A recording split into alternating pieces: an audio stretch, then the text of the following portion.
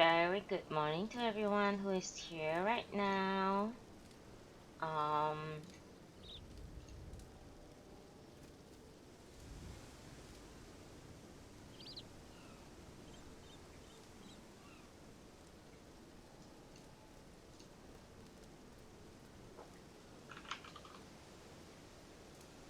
and I hope you are having a really fine Thursday morning. Whether you are at work or at home or at school.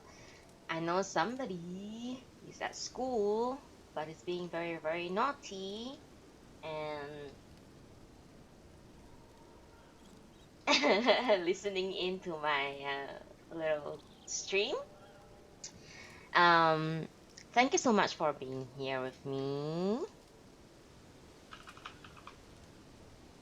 And I hope that you will all enjoy today's reading. Hey, hey, hey. Okay, I've been told to, just give me one quick second for a little,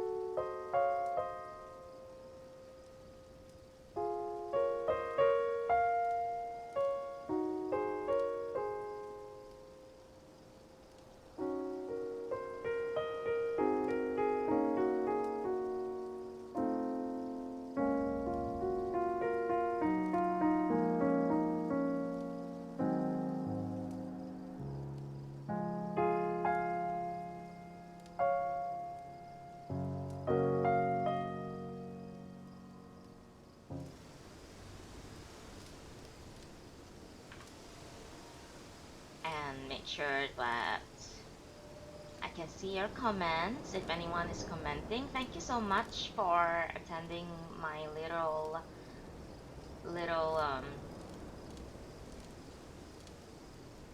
I don't know what to call this, project, I suppose. Sorry, I'm always very like long-winded and annoying every time I open my stream. Um, I'm gonna try my best to like seriously try to start this right now.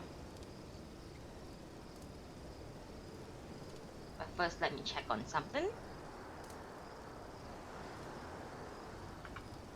Alrighty.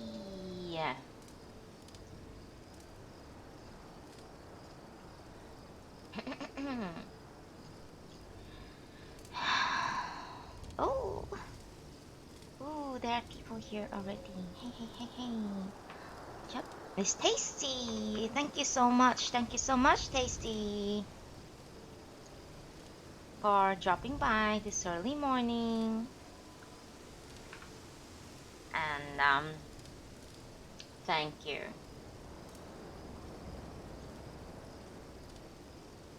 Thank you so much. Yes, you don't have to be here in person in game because I know that most people actually have a life outside game than to attend an event like this. But I'm grateful nonetheless. All right, less talking, more reading. I'm going to start today's session with once again to any new viewers in my Twitch right now. We are reading Natsume Soseki's I Am a Cat. 吾輩は猫である in Japanese.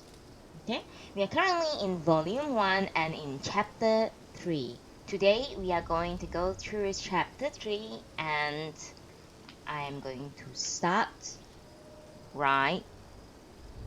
1 second.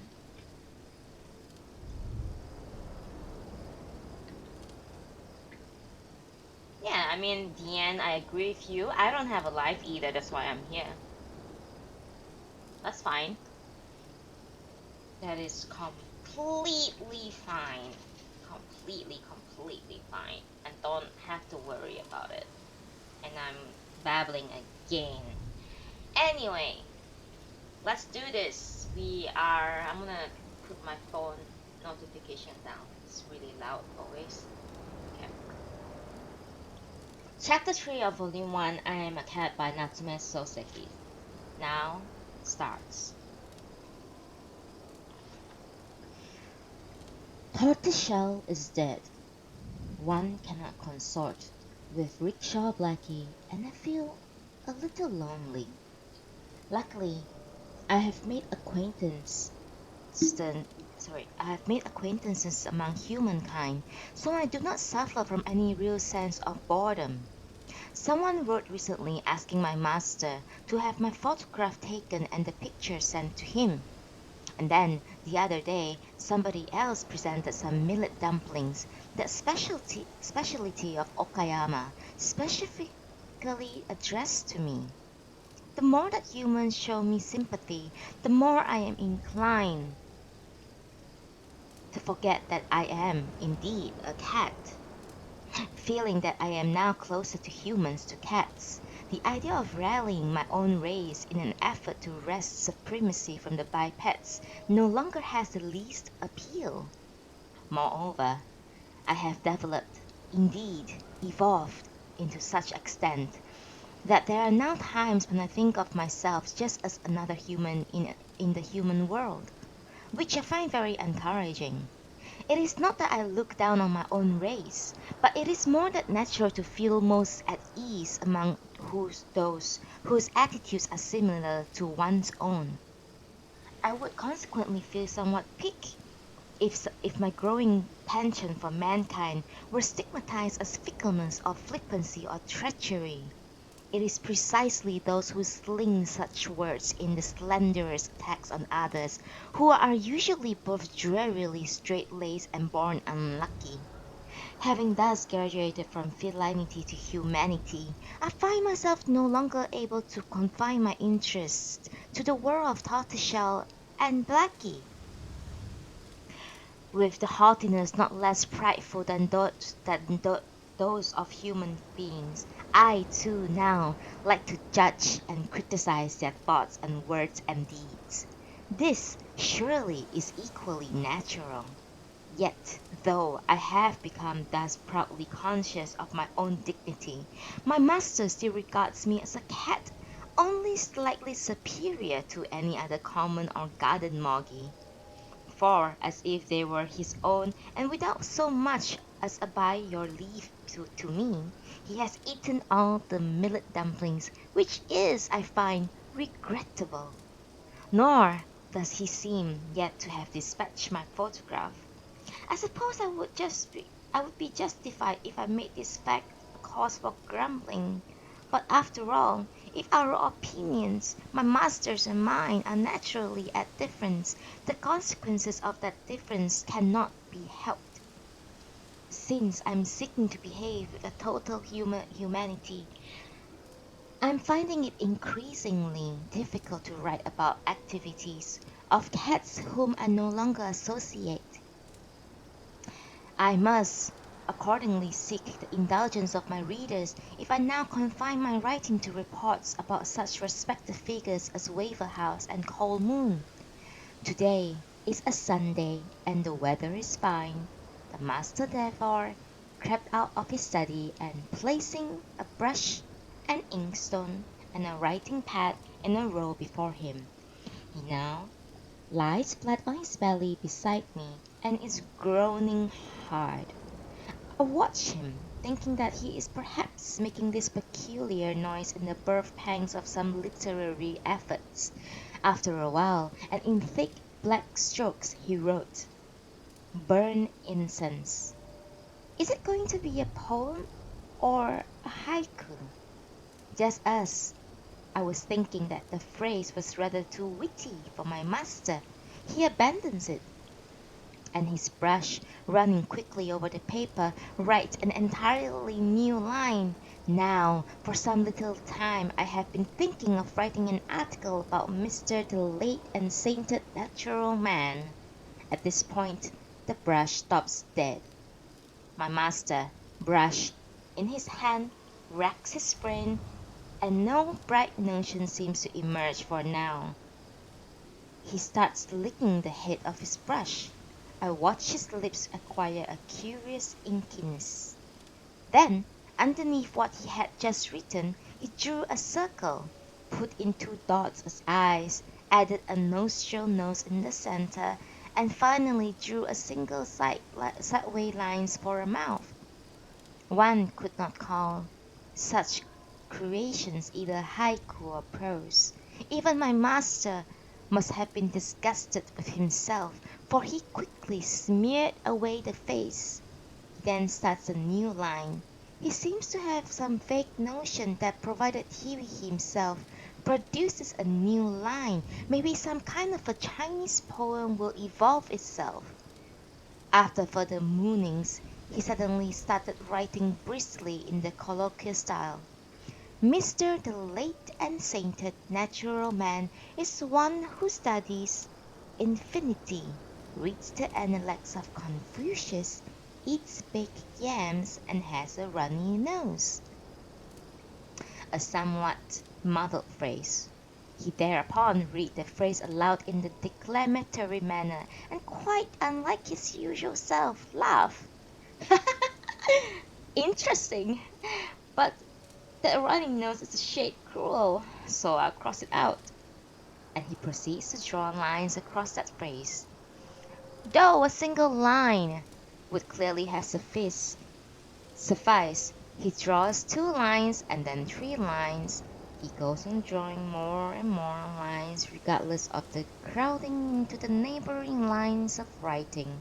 When he has drawn eight such obliterations, he seems unable to think of anything to add to his opening outburst. So he takes to twirling his moustache, determined to wring some telling sentence from his whiskers. He is still twisting them up and twirling them down, and when his wife appears from the living room and sitting herself down immediately before my master's nose, remarked,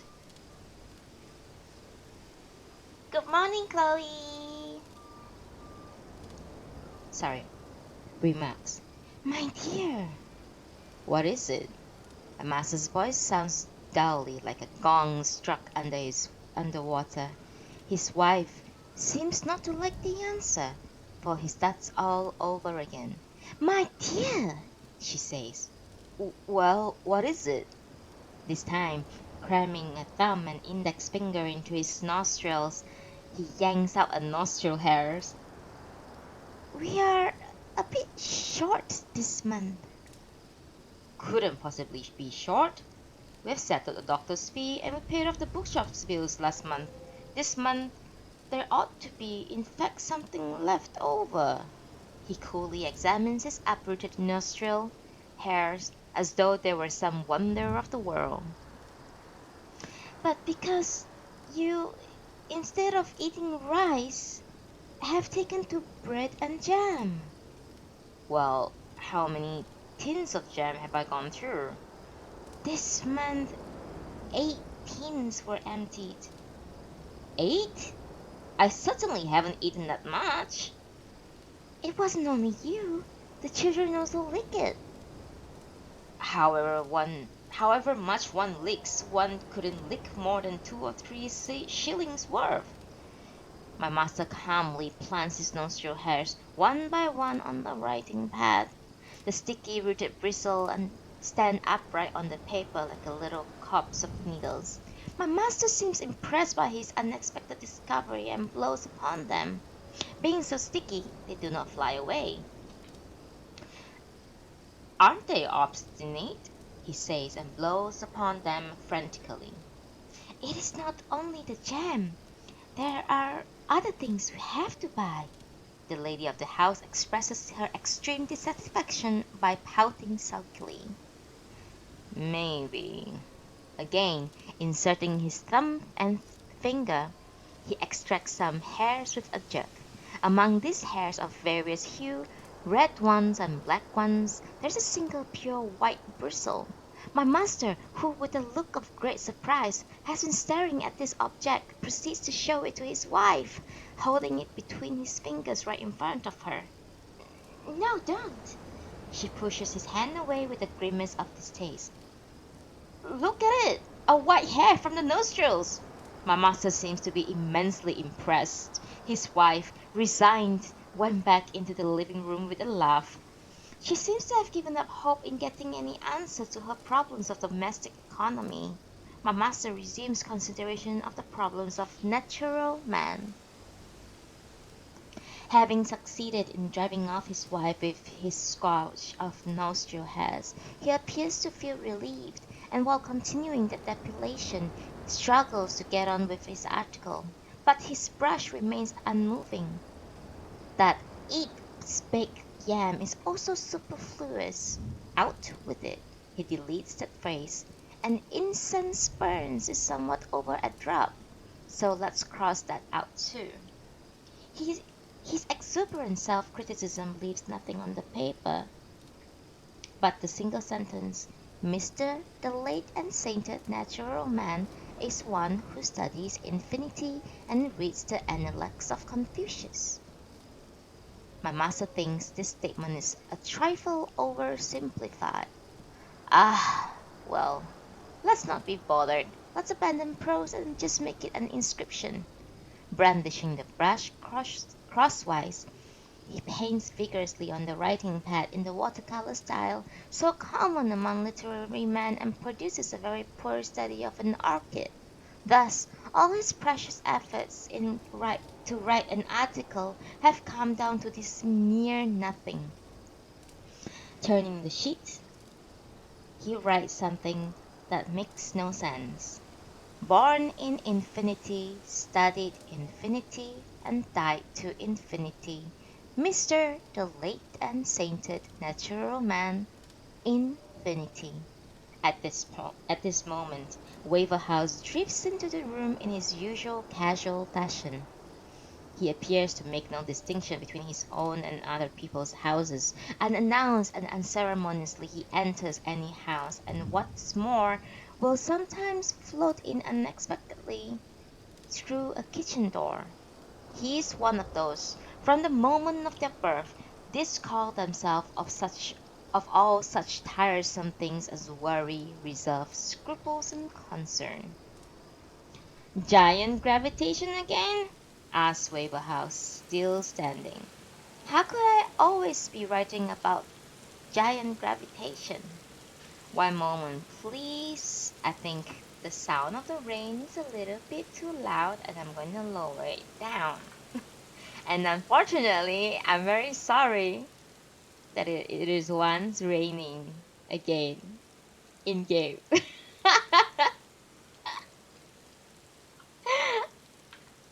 And also, thank you, Exia, for attending my little reading session. Thank you for Tazamina once again for attending my little reading session. And I can't seem to target that little. I can't seem to target. Okay. Sesefu Sefu. Thank you for attending my reading session. Thank you very much. I hope you'll continue to enjoy this little reading thing, and I'm going to continue reading my the book. Thank you so much for being here with me. Thank you.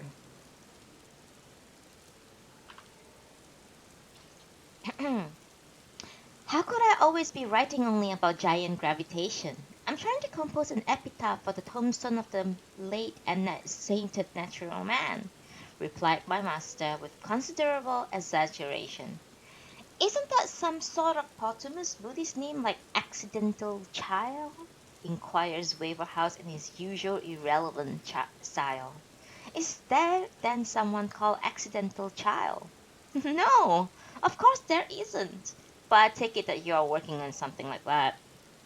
I don't think accidental child is anyone I know. But the Mr. the late and sainted natural man is a person of our own acquaintance. Who on earth would get a name like that? It's Sōseki. After he graduated from the university, he took a postgraduate course involving study and the theory of infinity. But he overworked, got peritonitis, and died of it.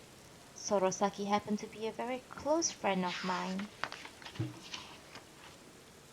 Alright, so he was a very close friend. I'm far from criticizing the fact, but who was responsible for converting from Sōseki into Mr. the late and sainted natural man? Me. I created the name. For there is really nothing more Philistine than eponymous names conferred by Buddhist priests. My master boasts as if his nomination of natural man were a feat of artistry.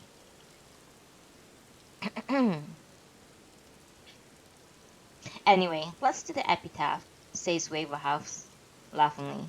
He picks up my master's manuscript and reads it aloud. Born into infinity, studied infinity, and died into infinity, the Mr. the late and sainted natural man infinity. I see. This is fine. Quite appropriate for the poor old Sōseki. Good, isn't it? Says my master, obviously very pleased. You should have this epitaph engraved on a weight stone for pickle, and then leave it at the back of the main hall of some temple for the practice benefit of passing weightlifters. It's good. It's most artistic. The Mr. the late and sainted may now well rest in peace. Actually, I'm thinking of doing that, answers my master quite seriously. But you'll have to excuse me, he went on. I won't be long. Just play with the cat, don't go away. And my master departed like a wind without even waiting for Waverhouse to answer.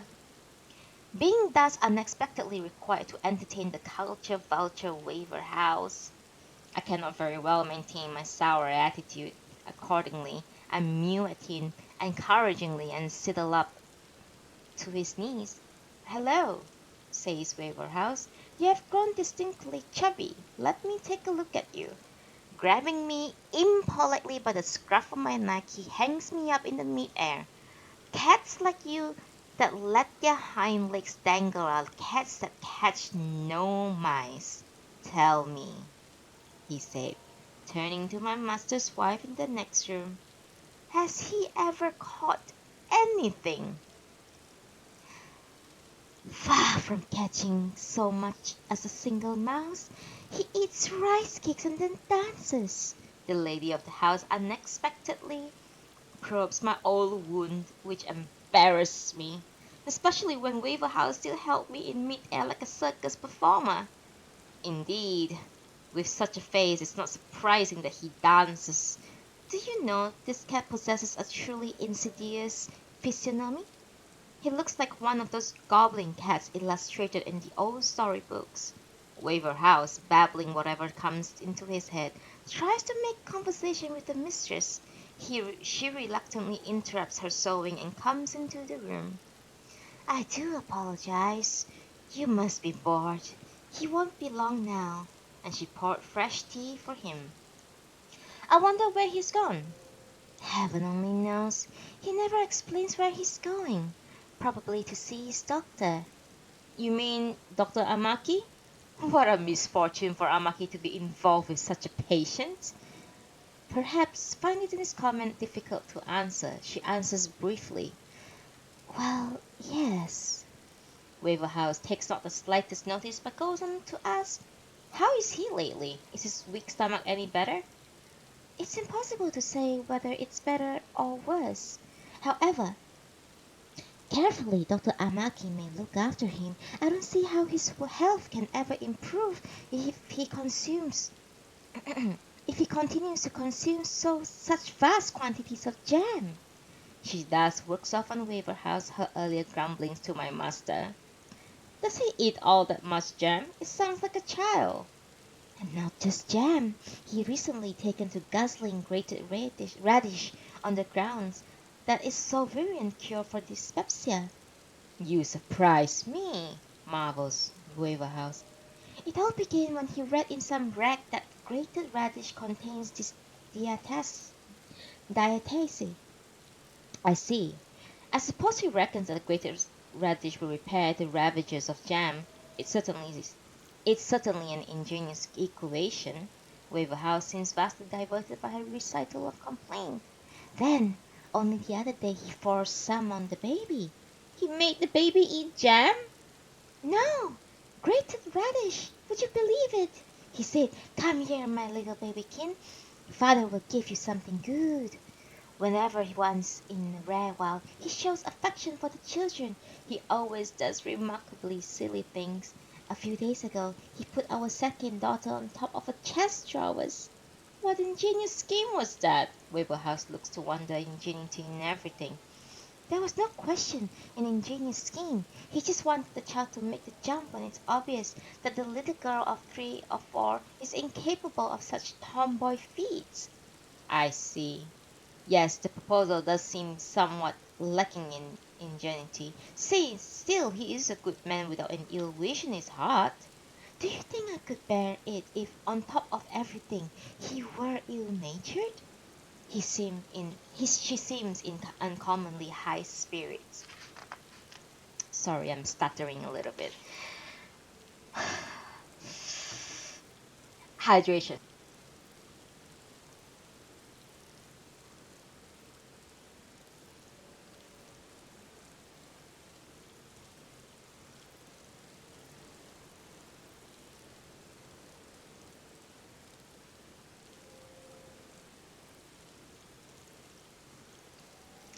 Hello, Rico. Nice to meet you. Thank you for attending my little reading session. Thank you, thank you, thank you. I hope you enjoy your stay here. Thank you. Thank you, thank you. Okay. And I shall continue right about now. Let me sit comfortably. Okay. I'll try to not stutter too much. I'm a bit nervous today. Okay. Surely you don't have a cause for such vehement complaint. To be comfortably enough as you are, after all, the best way to be. Your husband neither leads a fast life nor squanders money on dandified clothing. He's a born family man of quiet taste. Waverhouse fairly lets himself go in an unaccustomed lot of an unknown way of life.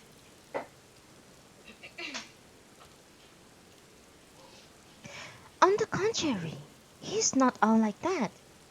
Indeed. So he had secret vices? Well, one cannot be too careful in this world. Waverhouse offers a nonchalant, fluffy comment.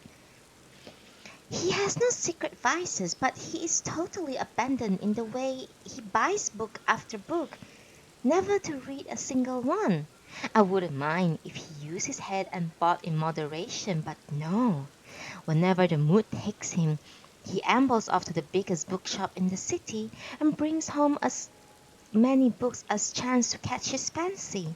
Then, at the end of the month, he adopts an attitude of complete detachment, At the end of last year, for instance, I had a terrible time coping with the bill that had been accumulating month after month. It doesn't matter that he should bring home however many books he may like. If when the bill collector comes, you just say that you'll pay some other time, he'll go away. But one cannot put things off indefinitely. She looks cast down. Then you should explain the matter to your husband and ask him to cut down expenditure on books. And do you really believe he would listen to me? Why? Only the other day he said, "You are so unlike a scholar's wife. You lack the least understanding of the value of books. Listen carefully to this story from ancient Rome. It will give you beneficial guidance for your future conduct," she says. He said. That sounds interesting. What sort of story was it? Waverhouse becomes enthusiastic, though he appears less sympathetic to her predicament than prompted by sheer curiosity.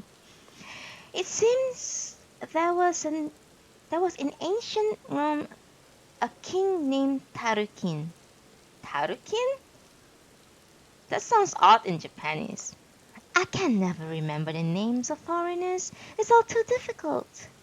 Maybe he was a barrel of gold. He was at any rate the seventh king of Rome. Really? The seventh barrel of gold certainly sounds queer. But tell me, what then happened to this seventh, Tarukin? You mustn't tease me like that. You quite embarrass me. If you know this king's true name, you should teach me. Your attitude, she snaps at him, is really most unkind. I tease you? I wouldn't dream of doing such an unkind thing. It was simply that the seventh barrel of gold sounded so wonderful. Let's see. A Roman, the seventh king. I can't be absolutely certain, but I rather think it must have been Tacitus Superbus, Takin the Proud. Well, it doesn't really matter who it was. What did this monarch do? I understand that some woman, Sibyl by name, went to this king with 9 books and invited him to buy them. I see. When the king asked her how much she wanted, she stated a very high price, so high that the king asked for a modest reduction. Whereupon the woman threw 3 of the 9 books into the fire, where they were quickly burned to ashes. What a pity! The book was said to contain prophecies, predictions, things like that, of which there was no other record anywhere. Really? The king, believing that the 6 books were bound to be cheaper than 9, asked the price of the remaining volumes. The price proved to be exactly the same, not a penny less. When the king complained of this outrageous development, the woman threw another 3 books into the fire. The king apparently still hankered for the books, and he accordingly asked the price of the last 3 left. The woman once again demanded the same price as she had asked for the original 9. 9 books had shrunk to 6 and then to 3, but the price remained unaltered even by a farthing.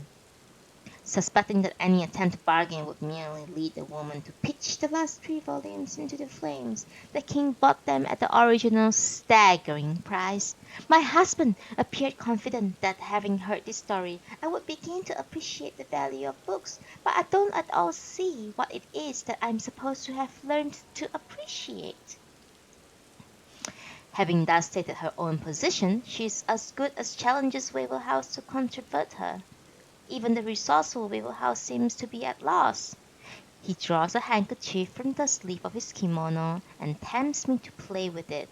Then, in a loud voice, as if an idea had suddenly struck him, he remarks, "But you know, Mrs. Niece, it is precisely because your husband buys so many books and fills his head with wild notions that he is occasionally mentioned as a scholar, or something of that sort. Only the other day a comment on your husband's appeared on a literary magazine." Really?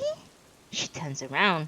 After all, it's only natural that his wife should feel anxiety about comments on my master. What did it say? Oh, only a few lines. It says that Mr. Sneeze's prose was like a cloud that passes by in the sky, like water flowing in a stream. Is that, she asked, smiling, all that it said? Well, it also said it vanishes as soon as it appears, and when it vanishes, it is forever forgetful to return. The lady of the house looked puzzled and asked anxiously, was that a praise? Well, yes, praise of a sort, says Waverhouse coolly as he jiggles his handkerchief in front of me. Since books are essential to his work, I suppose one shouldn't complain, but his eccentricity is so pronounced that Waverhouse assumes that he is adopting a new line of attack. Sure, he interrupts.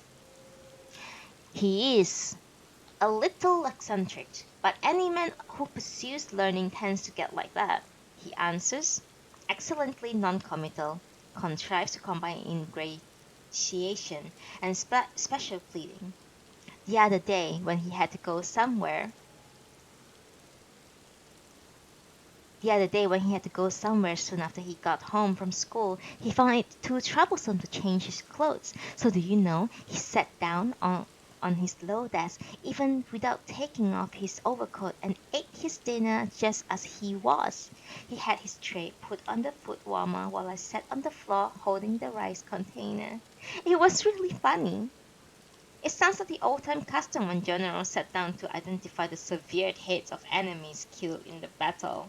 But that would be quite typical of Mr. Sneeze. At any rate, he's never boringly conventional. Waverhouse offers a somewhat strained compliment.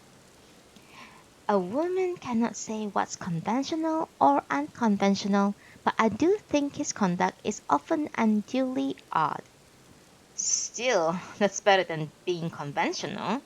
As Waverhouse moved firmly to the support of my master, his dissatisfaction deepens. People are always saying this or that is conventional, but would you please tell me what makes things conventional? Adopting a defiant attitude, she demands a definition of conventionality. Conventional? Conventional? When one says something is conventional, it's a bit difficult to explain. If it's so vague a thing, surely there's nothing wrong with being conventional.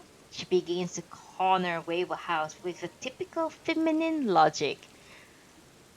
No, it isn't vague. It's pretty clear cut, but it's hard to explain. I expect you to call everything you don't like conventional. Though totally uncalculated, her words land smack on target. Waverhouse is now indeed cornered and no longer dodged defining the conventional. I'll give you an example. A conventional man is one who would yearn after a girl of 16 or 18, but sunk in silence, never do anything about it. A man who, whenever the weather is fine, would do no more than stroll along the banks of Sumida taking, of course, a flask of sake with him. Are there really such people? Since she cannot make heads or tail of twaddle vouchsafed by Waverhouse, she begins to abandon her position, which she finally surrenders by saying, it's so complicated that it's surely quite beyond me. You think that's complicated? Imagine fitting the head of Major Pendennis onto Bacon's torso, wrapping it up and leaving it all for 1 or 2 years exposed to European air. Would that produce a conventional man? Waverhouse offers no reply but merely laugh. In fact, it could in fact it could be produced without going to quite such trouble. If you added a shop assistant from leading store to any middle school student, divided that sum by two, then indeed you'll have fine example of a conventional man. Do you really think so? She looks puzzled, but certainly unconvinced. Are you still there? My master sits himself down on the floor beside Waverhouse. We had not noticed his return. S- s- Still, sorry. Are you still here? My master sits himself down on the floor beside Waverhouse. We have not noticed his return. Still here is a bit hard. You said you wouldn't be long and you yourself invited me to wait for you. You see, he's always like that, remarks the lady of the house, leaning towards Waverhouse. While you were away, I heard all sorts of tales about you. The trouble with women is that they talk too much. It would be good if human beings would keep as silent as this cat. And the master strokes my head. I hear you have been cramming grated radish into the baby. Says my master and laughed. He then added, talking of baby, modern babies are quite intelligent. Since the time when I gave our baby grated radish, if you ask him, where is the hot place? He invariably sticks out his tongue. Isn't it strange? You sound as if you were teaching tricks to a dog. It's positively cruel. By the way, Cold Moon ought to have arrived by now. Is Cold Moon coming? Asked my master in a puzzled voice. Yes, I sent him a postcard telling him to be here not later than 1 o'clock. How very like you. Without even asking us if it happened to be convenient. What's the idea of asking Colemoon here? It's not really my idea, but Colemoon's own request. It seems he is going to give a lecture to the Society of Physical Science. He said he needed to rehearse his speech and asked me to listen to it. Well, I thought it would be obliging to let you hear it too. Accordingly, I suggested he should come to your house, which should be quite convenient since you are a man of leisure. I know you never have any engagement. You would do well to listen. Waverhouse thinks he knows how to handle the situation. I wouldn't understand a lecture on physical science, says my master in a voice betraying his vexation at his friend's high-handed action. On the contrary, his subject is no such dry as dust matter as, for example, a magnetized nozzle. The transcendentally extraordinary subject of his discourse is the mechanics of hanging, which should be worth listening to. Inasmuch as you once just failed to hang yourself, I can understand your interest in the subject, but I'm the man who got shivers going over to the theater, so you cannot expect not to listen to it. Waverhouse interjects one of his usual flippant remarks, and Mrs. Neese laughs.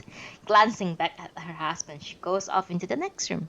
My master, keeping silent, strokes my head. This time, for once, he stroked me with delicious gentleness. Some 7 minutes later, in comes the anticipated Cold Moon. Since he is due to give his lecture this same evening, he is not wearing his usual get-up. In a fine frock coat and with high and exceedingly white clean collar, he looks 20% more handsome than himself. Sorry to be late, he greets his two seated friends with perfect composure. It's ages that we have now been waiting for you, so we'd like you to start right away, wouldn't we? Says Waverhouse, turning to look at my master.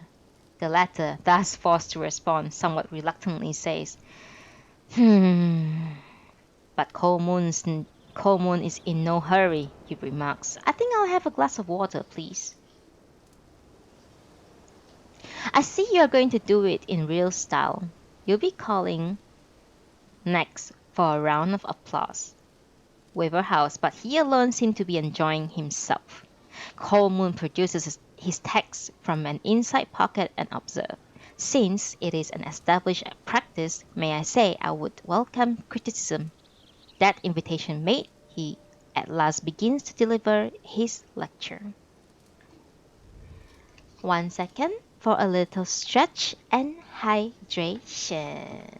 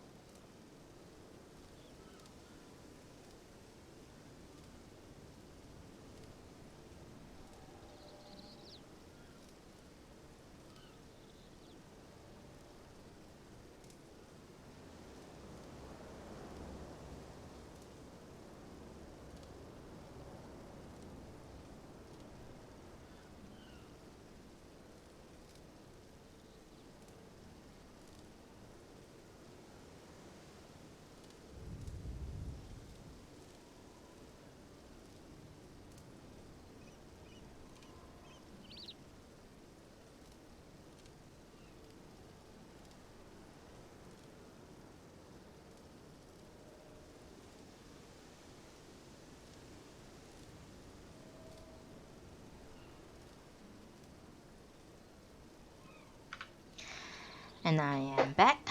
Sorry, I needed a little stretch. My back hurts. I'm an old woman.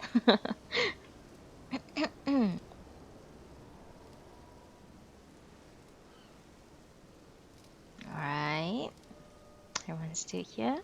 Alright, for all the viewers in my Twitch, thank you for listening.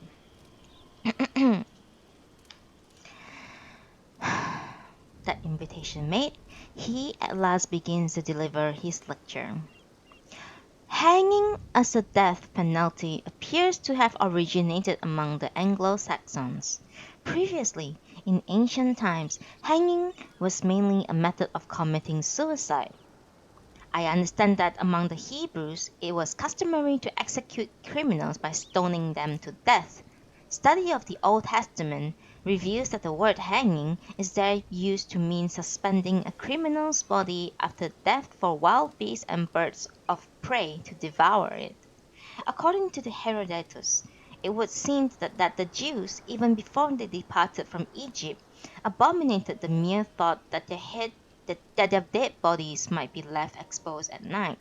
The Egyptians used to behead criminals, nails to the torso to the cross, and leave it exposed during the night. The Persians, steady on Colmon, Waverhouse interrupts.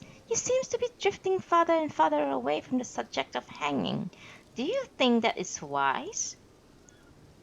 Please be patient. I was just coming to the main subject.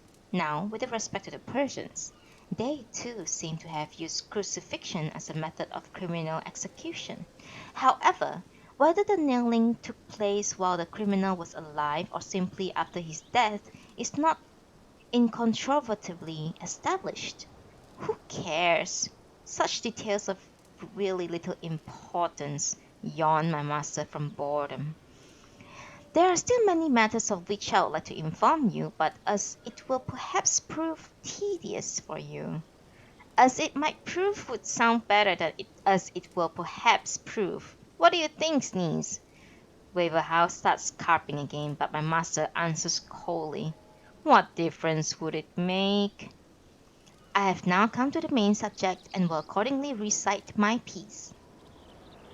A storyteller recites a piece. An orator should use more elegant diction. Waverhouse again interrupts. If I were to recite my piece sounds vulgar. What words should I use? Asked Colmoon in a voice that showed he was somewhat nettled. It is never clear, when one is dealing with Waverhouse, whether he is listening or interrupting. Pay no attention to his heckling, Colmoon, just keep going. My master seeks to find a way through the difficulty as quickly as possible. So, having made your indignant recitation, now I suppose you have found a willow tree? With a pun on a little-known haiku, Waverhouse, as usual, comes up with something odd. Colmoon, in spite of himself, broke into laughter. My researches reveal that the first account of the employment of hanging as a deliberate means of execution occurs in the Odyssey, volume 22. The relevant passage records how Telemachus arranged the execution by hanging of Penelope's 12 ladies in waiting. I could read the passage aloud in its original Greek, but since such an act might be regarded as an affectation, I will refrain from doing so. You will, however, find the passage between lines 465 and 473.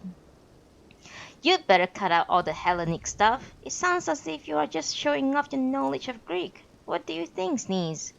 On that point, I agree with you. It would be more modest altogether, an improvement to avoid such ostentation. Quite unusually, my master immediately cites Waverhouse.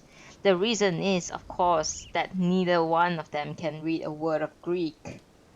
Very well, I will this evening omit those references, and now I will recite, that is to say, I will now continue.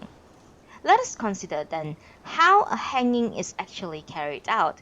One can envisage two methods. The first method is that adopted by Telemachus, who, with the help of Eumus and Philotheus, tied one end of a rope to the top of a pillar Next, having made several loose loops in the rope, force the woman's head through such each loop, and finally haul up hard on the other end of the rope. In short, he had the women dangling in a row like shirts hung out at a laundry, right? Exactly. Now, the second method is, as in the first case, is to tie one end of a rope to the pillar, to the top of a pillar, and similarly to secure the other end of the rope somewhere high up on the ceiling. Thereafter, several other short ropes are attached to the main rope, and in each of these subsidiary ropes, a slip knot is then tied. The woman's head are then inserted into the slip knots. The idea is that at the crucial moment you remove the stools on which the women have been stood. They would then look something like those ball-shaped paper lanterns one sometimes sees suspended from the end tips of rope. Curtains, wouldn't they? Hazarded Waverhouse. That I cannot say, answered Coleman cautiously. I have never seen such ball as paper lantern ball, but if such ball existed, the resemblance may be just. Now, the first method as described in the Odyssey is in fact mechanically impossible, and I shall proceed, for your benefit, to substantiate that statement. How very interesting, say Waverhouse. Indeed, most interesting, adds my master. Let us suppose that the women are to be hanged at the intervals of an equal distance, and the rope between the two women nearest the ground stretched out horizontally, right? Now alpha 1 and alpha 2 up to alpha 6 become the angles between the rope and the horizon. T1, T2, and so on up to T6 represents the force. Oh my god, I'm sorry, this is like all math stuff. I don't. Sorry, it's so hard to read. So up to T6 represents the force exerted on each section of the rope. So that T7 equals X is the force exerted to the lowest part of the rope. W is, of course, the weight of the woman. So far, so good. Are you with me?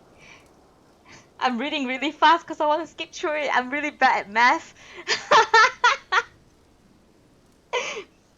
My master and Waverhouse exchange glances and say, yes, more or less. I need hardly point out that the value of this more or less is singular to Waverhouse and my master. It could possibly have a different value for other people. Well, in accordance with the theory of averages applied to the polygon, a theory with which you must of course be well acquainted, the following 12 equations can, in this particular case, be established as T1 cos alpha 1 equals to T2 cos alpha 2. T1 cos alpha 2 equals to T3 cos alpha 3. I think that's enough of equations, my master irresponsibly remarks. But these equations are the very essence of my lecture. Coleman really seems reluctant to be parted from them. You see why this is exactly why I like Natsume Sōseki. Is the fact that he's like he's he, he's just as bad as with like science and math as I am. Maybe like I'm a reincarnation of Natsume Sōseki. It's like exactly what he's saying right now is like what I'm thinking to myself. I'm sorry for it stopping. Okay, anyway. Uh, I think that's enough of equations, my master irresponsibly remarks. But these equations are the very essence of my lecture. Coleman seems reluctant to be parted from them. In that case, let's hear those particular parts of its very essence at some other time. Waverhouse too seems out of his depth. But if I omit the full detail of the equations, it becomes impossible to substantiate the mechanical studies to which I have devoted so much effort. Oh, never mind that. Cut them all out, came the cold-blooded command of my master. That's most unreasonable. However, since you must insist, I will omit them. That's good, says Waverhouse, unexpectedly clapping his hands. Now, we come to England, where in Beowulf we find the word gallows. That is to say, galga. It follows that hanging as a penalty must have been in use as early as the period with which the book is concerned. According to Blackstone, a convicted person who is not killed at his first hanging by reason of some fault in the rope would simply be hanged again. But oddly enough, one finds it stated in the Vision of Piers Plowman that even a murderer should not be strung up twice. I do not know which statement is correct, but there are many melancholy instances of victims failing to be killed outright. In 1786, the authorities attempted to hang a notorious villain named Fitzgerald, but when the stool was removed, by some strange chance the rope broke. In the next attempt, the rope proved so long that his leg touched the ground, and he again survived. In the end, at the third attempt he was enabled to die with the help of the spectators. Well, well, says Waverhouse, becoming, as was only to be expected, re-enliven. That's true, Lieutenant Toffel. Even my master shows signs of jollity. There is one another interesting fact. A hanged person grows taller by an inch. That's perfectly true. Doctors have measured it. That's a novel notion. How about it, Sneeze? Says Waverhouse, turning to my master. Try getting hanged. If you are an inch taller, you might acquire the appearance of an ordinary human being. The reply was delivered in unexpected gravity. Tell me, Cold Moon, is there any chance of surviving the process of extension by 1 inch? Absolutely none. The point is that the spinal cord, which gets stretched in hanging, it's more a matter of breaking than of growing taller. In that case, I won't try. My master abandons hope.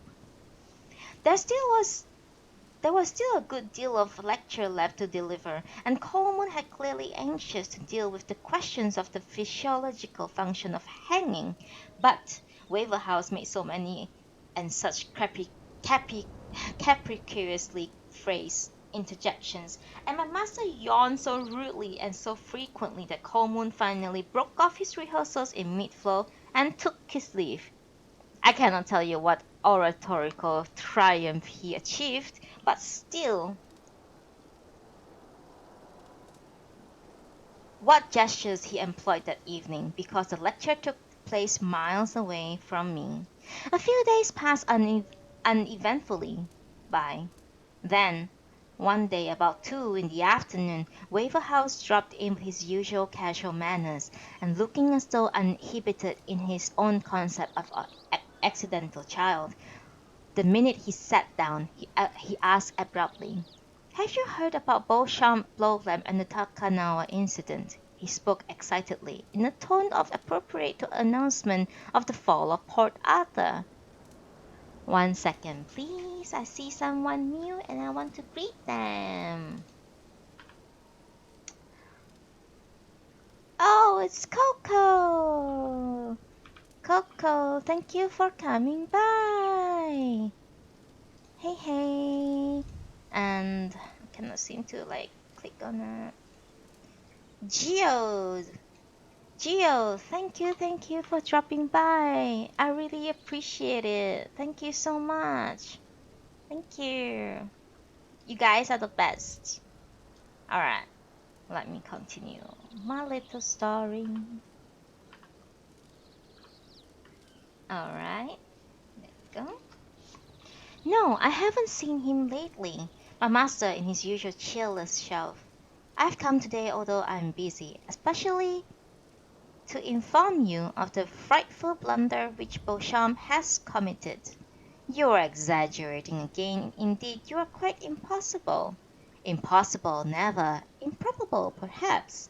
I must ask you to make a distinction on this point, for it affects my honor. It's the same thing, replied my master, assuming an air of provoking indifference. He is the very image of a Mr. the late and sainted natural man. Last Sunday, Beauchamp went to the Sengaku temple at Takanawa. which was silly in this cold weather, especially when to make such a visit nowadays tempts one as a country bumpkin out to see the sights. But, Beauchamp, his own master, you have no right to stop him going. True, I haven't got the right, so let's not bother about that. The point is that the temple yard contains a showroom displaying the relics of the 47 Ronin. Do you know it? No. You don't? But surely you have been to the temple. No. Well, I'm surprised. No wonder you are so ardently defended Beauchamp. But it's positively shameful that a citizen of Tokyo should never have visited the Sengaku Temple. One can contrive to teach without trailing out of the ends of the city. My master grows more and more like his blessed natural man. Alright, anyway, Beauchamp was examining the relics when a married couple, Germans as it had happened, entered the showroom. They began by asking him questions in Japanese, but as you know, Beauchamp is always aching to practice his German, so he naturally responded by rattling off a few words in that language. Apparently, he did it rather well. Indeed, when one thinks back over the whole deplorable incident, his very fluency was the root of the cause of the trouble. Well, what happened? My master finally succumbs. The Germans pointed out a gold-lacquered pillbox which had belonged to Otaka Gengo, and saying they wished to buy it, asked Beauchamp if the object were for sale. Beauchamp's reply was not uninteresting. He said such a purchase would be quite impossible because of all Japanese people were true gentlemen of the sternest integrity. Up to that point he was doing fine. However, the Germans, thinking that they had found a useful interpreter, thereupon deluged him with questions. About what? That's just it.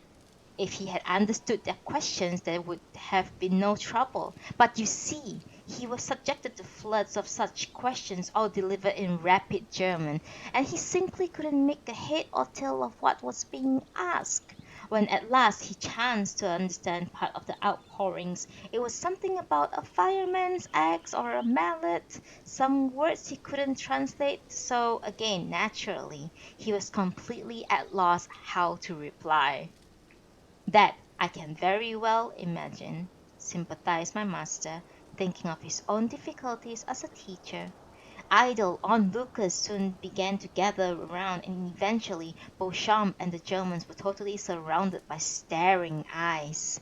In his confusion, Beauchamp fell to blushing. In contrast to his earlier self-confidence, he was now at his wits' end. How did it all turn out? Asked my master. Idle onlookers soon began to gather around, and eventually Beauchamp and the Germans were totally surrounded by staring eyes. In his confusion, Beauchamp felt. Oh, sorry.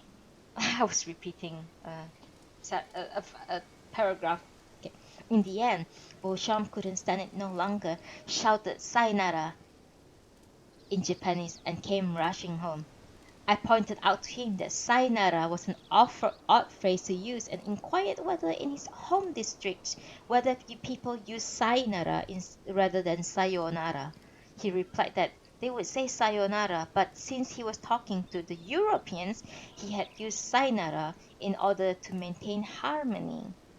I must say, I was much impressed to find him a man mindful of harmony even when in difficulties. So that's the bit about sayonara. What did the Europeans do? I heard that the Europeans looked utterly flabbergasted, and Waverhouse gave vent to laughter. Interesting, eh? Frankly, no. I really can't find anything particularly interesting in your story, but that you should come here especially to tell me the tale. But that I do find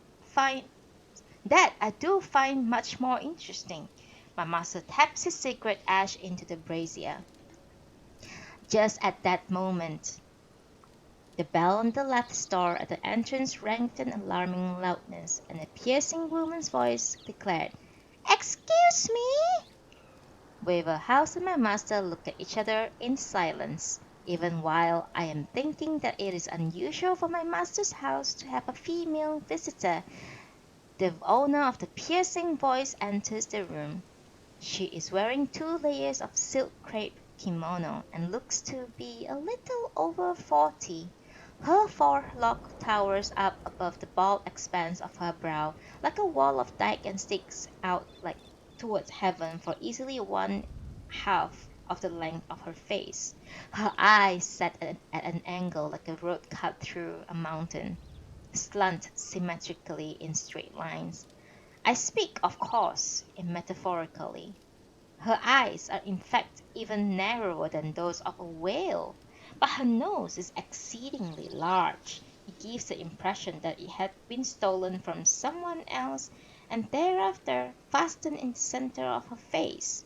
It is as if a large stone lantern from some major shrine had moved to a tiny 10 square meter garden. It certainly asserts to its own importance, but yet look out of place. It could almost be termed hooked. It began to be jutting sharply out, but then halfway along its length it suddenly turns shy, so that the tip, bereft of the original vigor, lengths limply to appear to the mouth below. Her nose is such that when she speaks, it is the nose rather than the mouth which seems to be in action. Indeed, in homage to the enormity of that organ, I shall refer henceforward to its owner as Madame Conk. When the ceremonials of her self-introduction had been completed, she glared around the room and remarked, "What a nice house!" "What a liar!" says my master to himself, and concentrates upon his smoking. Waverhouse studies the ceiling. "Tell me," he says, "is that odd pattern of the result of a rain leak, or is it inherent in the grain of the wood?" "Rain leak, naturally," replies my master, to which Waverhouse coolly answers, "Wonderful!" Madame Kong clearly regards them as unsociable persons and boils quickly with suppressed annoyance. For a time the three of them just sit there in a triangle without saying a word. "I've come to ask you about a certain matter." Madame Kong starts up again. "Ah," my master responds, lacks warmth. Madame Kong, dissatisfied with his development, bestirs herself again. I live nearby. In fact, at a residence at the corner of the block across the road. "Ah, that large house in the European style, the one with the go down." "Oh yes, of course. Have I not seen Goldfield on the nameplate of the dwelling?" My master at last seems ready to take the cognizance of Goldfield's European house, and in his incorporated go down, but his attitude towards Madame Conk displays no deepening of respect. Of course, my husband should call upon you and seek your valued advice, but he's always so busy with his company affairs. She puts on the thoughts on She puts on a "that ought to shift them" face, but my master remains entirely unimpressed. He is, in fact, displeased by her manner of speaking, finding it too direct in a woman met for the very first time. And not just one company either. He's connected with 2 or 3 of them and is a director of all of them, as I expected you already know. She looks as if saying to herself, "Now surely he should feel small." In a point of fact, the master of this house behaves most humbly toward anyone who happens to be a doctor or professor, but oddly enough he offers scant respect towards businessmen. He considers a middle school teacher to be a more elevated person than a businessman. Even if he doesn't really believe this, he is quite resigned, being being of an unadaptable nature, to the fact that he can never hope to be smiled upon by businessmen or millionaires, for he feels nothing but indifference towards any person, no matter how rich or influential, from which he has ceased to hope for benefits. He, consequently, pays not the faintest attention to anything extraneous to the society of scholars, and is almost actively disinterested in the ongoings of the business world. Had he even had the vaguest knowledge of the activities of businessmen, he still could never muster the slightest feeling of awe or respect for such an abysmal person. While, for her part, Madame Conk could never stretch her imagination to the point of considering that any being so eccentric as my master could actually exist, that any corner of the world might harbor such an oddity.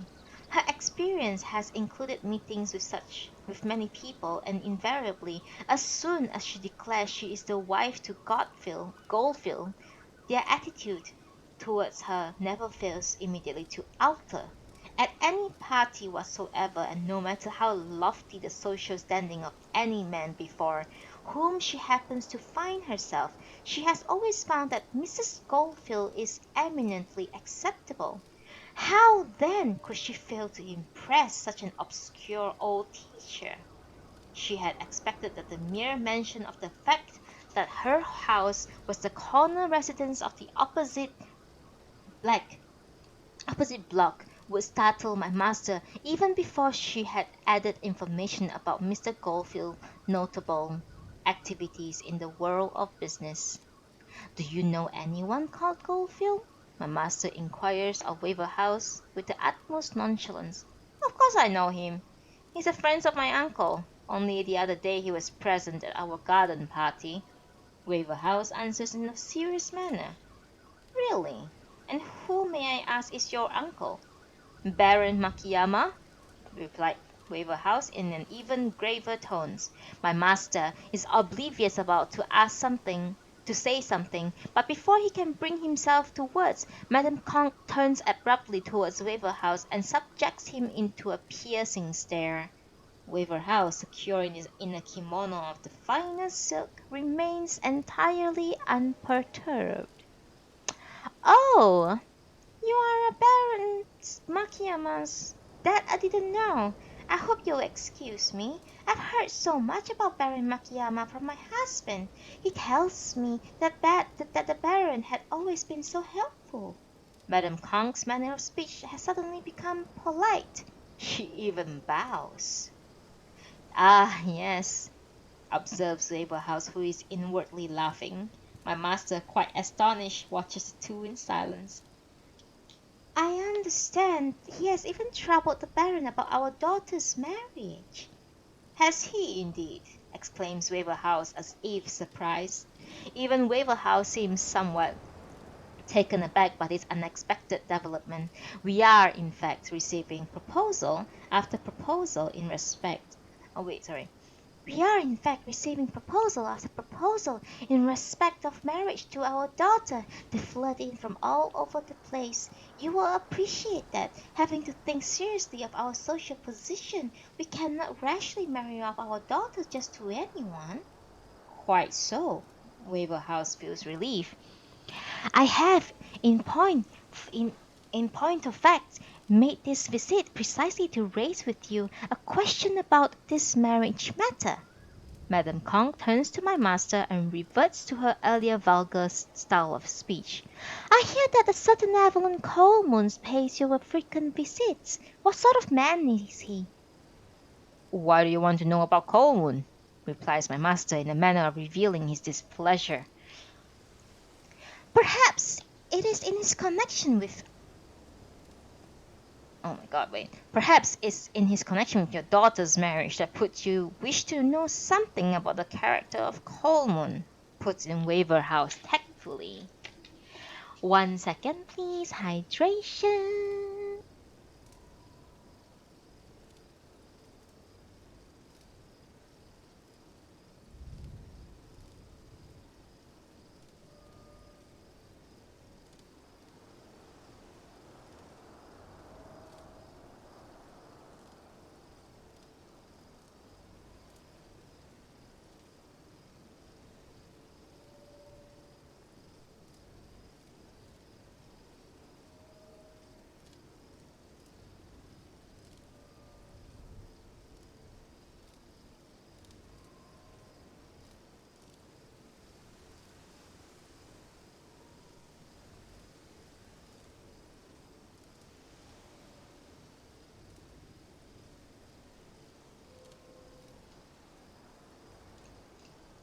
see.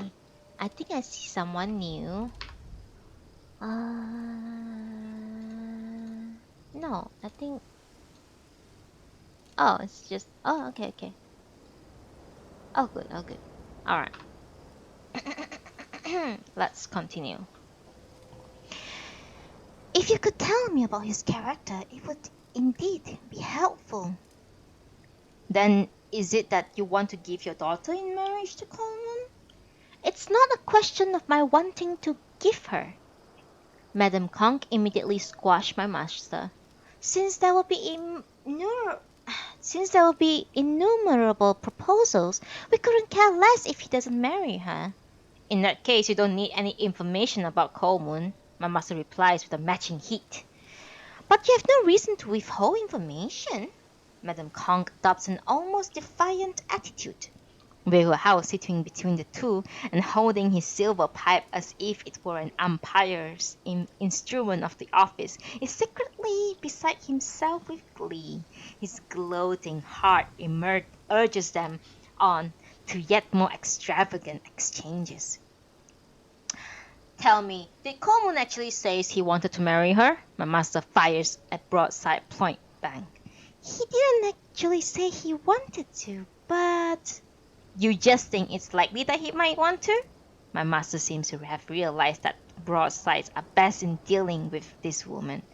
The matter is not yet so far advanced, but, well, I don't think Mr. Coleman is wholly averse to the idea. Madame Conk rallies well in her extremity. Is there any concrete evidence whatsoever that Coleman is enamored of this daughter of yours? My master, as if to say, now answer me if you can, sticks up his chest belligerently. Well, more or less, yes. This time, my master's militance has failed in its effect. Waverhouse has hitherto been so delighted with his self-appointed role of umpire that he has simply sat and watched the scrap. And now his curiosity seems suddenly to have been aroused. He puts down the pipe and leans forward. Has Coleman sent your daughter a love letter? What fun! One more new event since the new year, and at that, a splendid subject for a debate. Waverhouse alone is pleased. 1 second.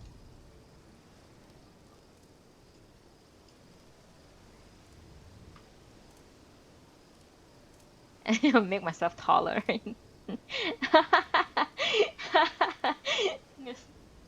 Okay.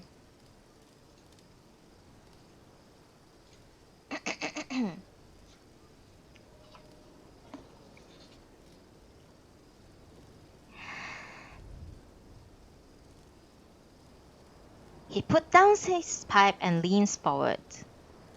Has Coleman sent your daughter a love letter? What fun!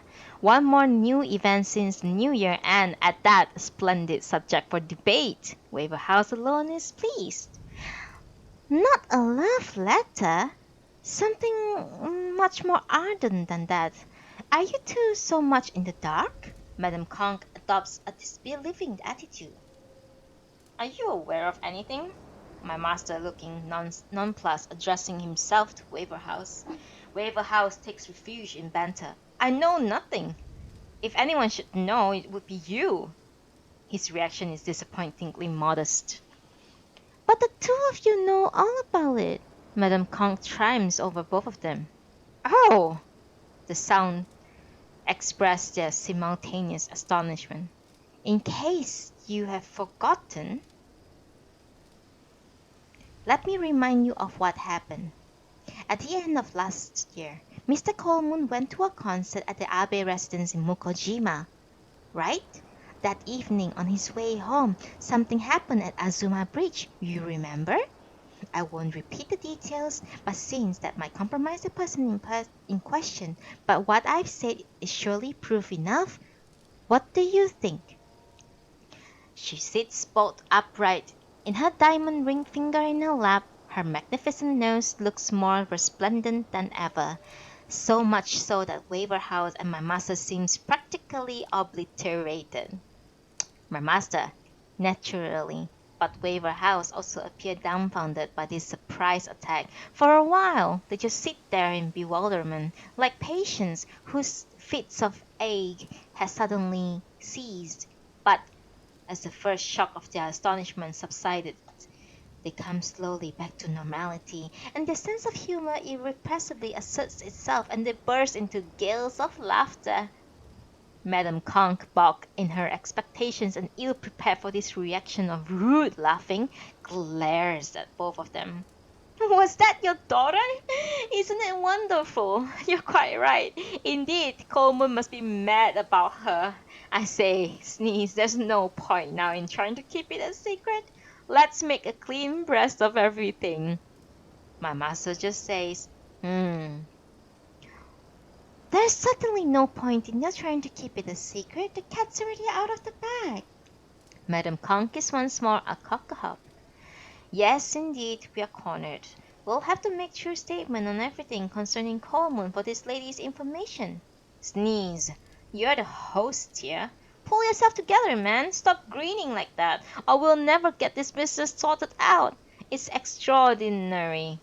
Secretiveness is the most mysterious matter. However well one guards a secret, sooner or later it's bound to come out. Indeed, when you come to think of it, it really is it really is most extraordinary. Tell us, Mrs. Goldfield, how did you ever discover this secret? I'm truly amazed.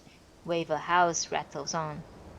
I've I've a nose for those things, Madame Kong declares with some self-satisfaction. You must indeed be very well informed. Who on earth has told you about this matter?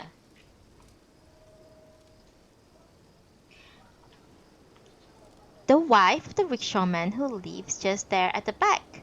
Do you mean the man who owns the vile black cat? My master is wide-eyed. Yes, your Mr. Coleman has cost me a pretty penny. Every time he comes here I want to know what he talks about, so I arranged for the wife of the rickshaw-man to learn what happens and to report it all to me. But that's terrible! My master raises his voice. Don't worry. I don't give a damn what you do or say. I'm not in the least concerned with you, only with Mr. Coleman. Whether with Coleman or anyone, really, the rickshaw woman is quite a disgusting creature. My master begins to get angry. But surely she's free to stand outside your hedge. If you don't want your conversations overheard, you should either talk less loudly or live in a larger house. Madame Conk is clearly not the least ashamed of herself. And that's not my only source. I've also heard a great deal of stuff from the mistress of the two-string harp. You mean about Coleman? Not solely about Coleman. This sounds menacing, but far from retreating from embarrassment, my master retorts. That woman gave herself such airs, acting as though she and she alone were the only person of any standing in this neighborhood. A vain and idiotic fellow. Pardon me, it's a woman you're describing. A fellow, did you say? Believe me, you're talking out of the back of your neck. Her language more and more betrays her vulgar origin. Indeed, it is now appears as if she has only come in order to pick a quarrel. But Waver House typically just listen to quarrel, as if it were being conducted for his amusement. Indeed, he looks like a Chinese sage in a cockfight, cool and above it all. My master at last realizes that he can never match Madame Kong in the exchange of scurrilities. He lapses into a forced silence, but eventually a bright idea occurs to him. You have been speaking as though it were Coleman who has been besotted with your daughter, but from what I have heard, the situation is quite different. Isn't that so, Waverhouse? Certainly. As we heard, your daughter fell ill, and then we understand begin babbling in delirium. No, you've got it all wrong. Madame Conk gives the lie direct. But Coleman undoubtedly said that that was what he had been told by Dr. O's wife. That's our trap. We had asked Doctor's wife to play that trick on Coleman precisely in order to see how he would react. Did the Doctor's wife agree to this deception in full knowledge that it was a trick? Yes, of course. We couldn't expect her to help us purely for affection's sake. As I have said, we have had to lay out a very pretty penny on one thing or another. You are quite determined to impose yourself upon us and quiz us about details on Coleman, eh? Even Waverhouse seems to be getting annoyed, for he uses some sharpish turns of phrase quite unlike his usual manner. Ah, well, Sneeze, he continued. What do we lose if we talk? Let's tell her everything. Now, Mrs. Goldfield, both Sneeze and I will tell you anything within reason about Coleman, but it would be more convenient for us if you present your questions one at a time. Madame Kong was thus at last brought to see reason, and when she began to pose her questions, her style of speech, only recently so coarsely violent, acquired a certain civil polish, at least when she spoke to her Waverhouse. I understand, she opens, that Mr. Coleman is a Bachelor of Science. Now tell me, in what sort of subject has he specialized? In his postgraduate course he's studying terrestrial magnetism, answers my master seriously. Unfortunately, Madame Kong does not understand this answer. Therefore, though she says, "Ah," she looks dubious and asks, "If one studies that, could one obtain a doctor's degree?" Are you seriously suggesting that you wouldn't allow your daughter to marry him unless he held a doctorate? The tone of my master's inquiry discloses his deep displeasure. That's right. After all, if it's just a bachelor's degree, there are so many of them. Madame Kong replies with complete unconcern. My master's glance at Waverhouse reveals a deepening disgust. Since we cannot be sure whether or not he will gain a doctorate, you'll have to ask us something else. Waverhouse seems equally displeased.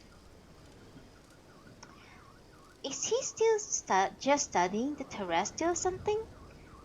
A few days ago, my master quite innocently offers, he made a speech on the results of his investigations of the mechanics of hanging. Hanging? How dreadful! He must be peculiar. I don't suppose he could ever become a doctor by devoting himself to hanging. It would of course be difficult for him to gain doctorate if he actually hanged himself, but it is not impossible to become a doctor through study of the mechanics of hanging. Is that so? She answers, trying to read my master's expression. It's sad. It's a sad, sad thing. But since she does not know what mechanics are, she cannot help feeling uneasy. She probably thinks that to ask the meaning of such trifling matter might involve her in a loss of faith, like a fortune teller. She tries to guess the truth from facial expressions. My master's face is gloom. Is he studying anything else? Something more easy to understand? He once wrote a treatise entitled A Discussion of the Stability of Acorns in Relation to the Movements of the Heavenly Bodies. Does one really study such things as acorns at a university? Not being a member of any university, I cannot answer your questions with complete certainty, but since Coleman is engaged in such studies, the subject must undoubtedly be worth studying. With a deadpan face, Waverhouse makes fun of her. Madame Kong seems to have realized that her questions about matters of scholarships have carried her out of depth, for she changes subject. By the way, she says, I hear that he broke two of his front teeth by eating mushrooms during the New Year's season. True, and the rice cake became fixed on the broken part. Waverhouse, feeling this question is indeed up his street, suddenly becomes light-hearted. How unromantic! I wonder why he doesn't use a toothpick. Next time I see him, I'll pass on your sage advice, says my master with a chuckle. If his teeth can be snapped on mushroom, they must be in poor condition. What do you think? One could hardly say such teeth were good. Could one, Wigglehouse? Of course they can't be good, but they do provide certain humor. It's odd that he hasn't had them filled. It really is an extraordinary sight when a man just leaves his teeth to become mere hooks for snagging rice cakes. Is it because he lacks the money to get them filled, or because he's just so odd that he leaves them unattended? Ah, you needn't worry. I don't suppose he will continue as Mr. Broken Front Tooth for long. Waverhouse is evidently regaining his usual buoyancy. Madame Kong again changes the subject. If you should have some letter or something which he had written, I would like to see it. I have masses of postcards from him. Please look at them. And my master produces some 30 or 40 postcards from his study.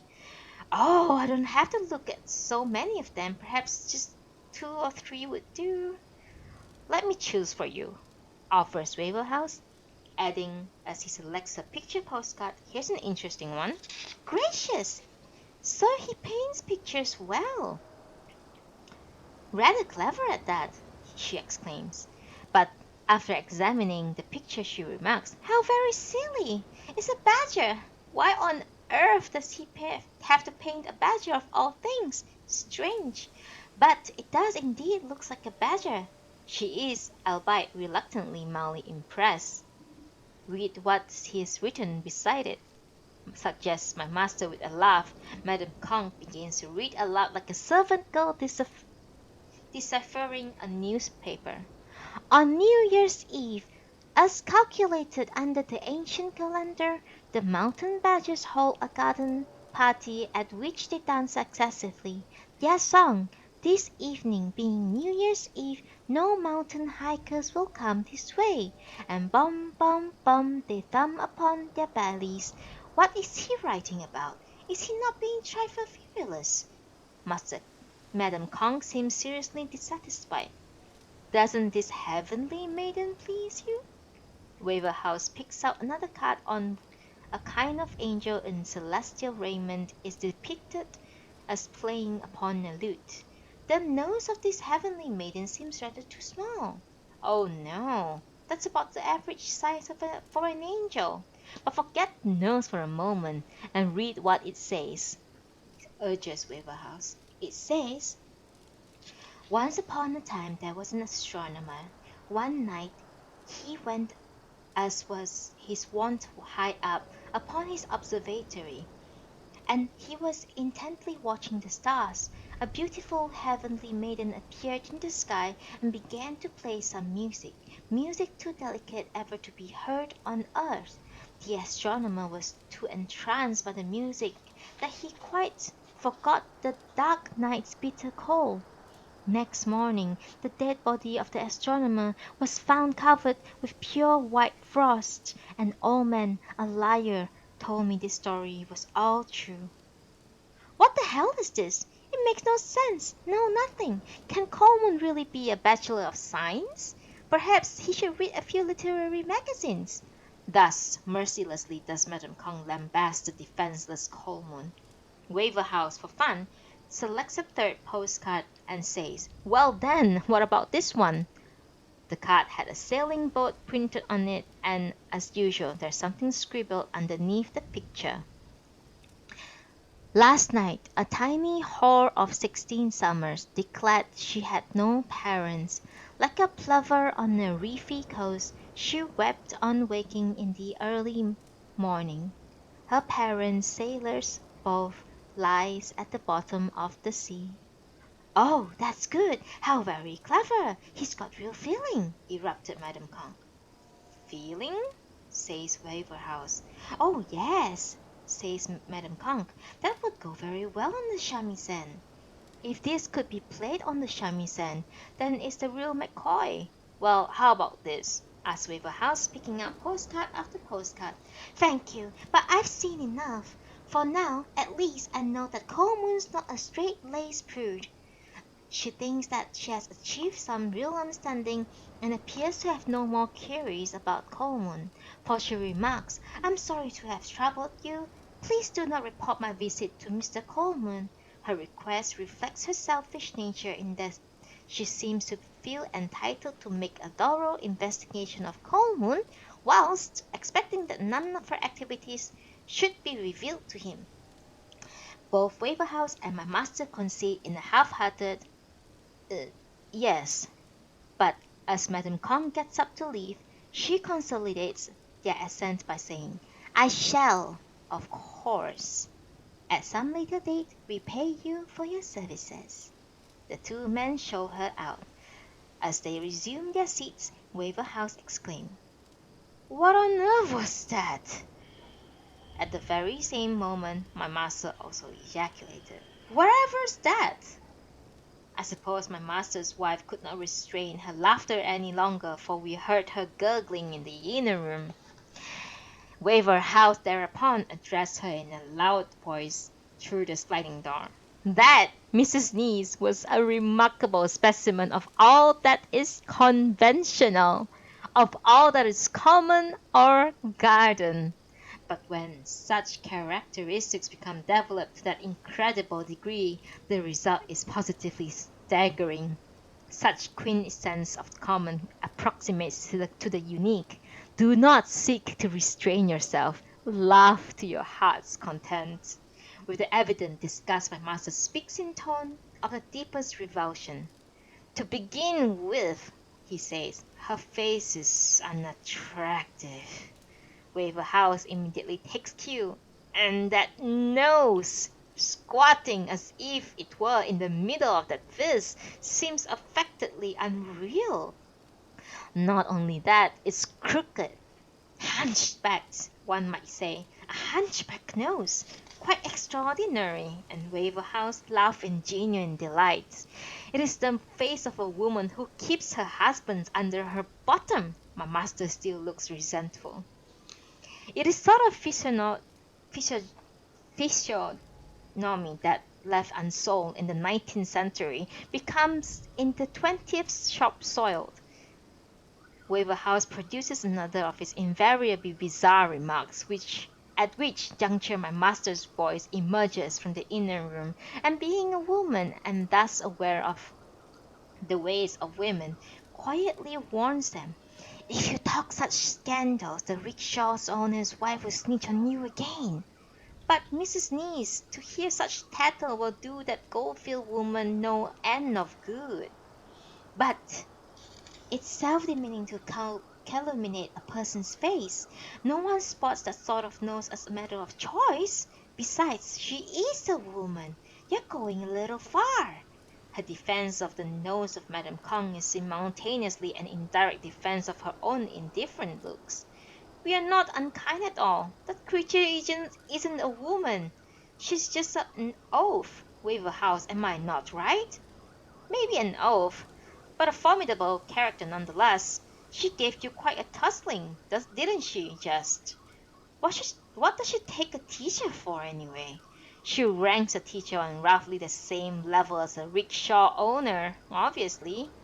To earn the respect of such viragoes, one needs to have at least a doctor's degree. You were ill-advised not to have taken your doctorate. Don't you agree, Mrs. Nees? Waverhouse looked at her with a smile. A doctorate? Quite impossible. Even his wife despairs of my master. You never know. I might become one of these days. You mustn't always doubt my words.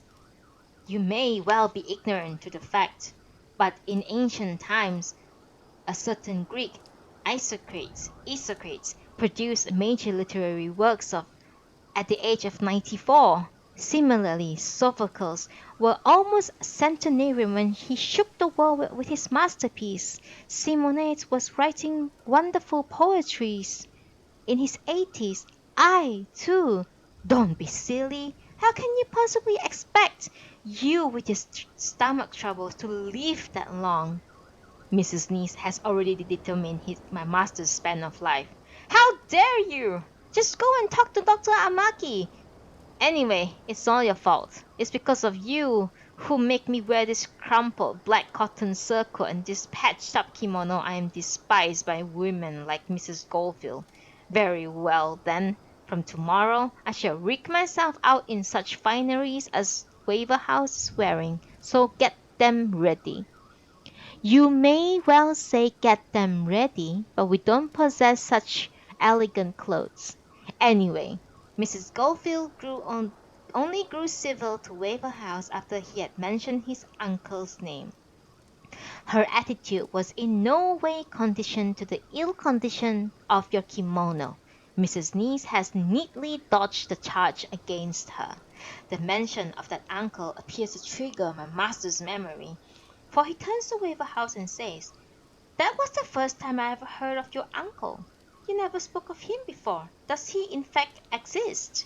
Waverhouse has obviously been expecting this question, and he jumps to answer it. "Yes, that uncle of mine, a remarkably stubborn man. He, too, is a survival of the 19th century." He looks at the husband and wife. "You do say the quaintest things. Where does this uncle live?" asks Mrs. Neese with a titter. "In Shizuoka. But he doesn't just live. He lives with a top knot still on his head. Can you beat it? When we suggest he should wear a hat, he proudly answers that he has never found the weather cold enough to don such gear. And when we hint that he might be wise to stay abed when the weather is freezing, he replies that 4 hours sleep is sufficient for any man. He is convinced that to sleep more than 4 hours is sheer extravagance, so he gets up while it's still pitch dark.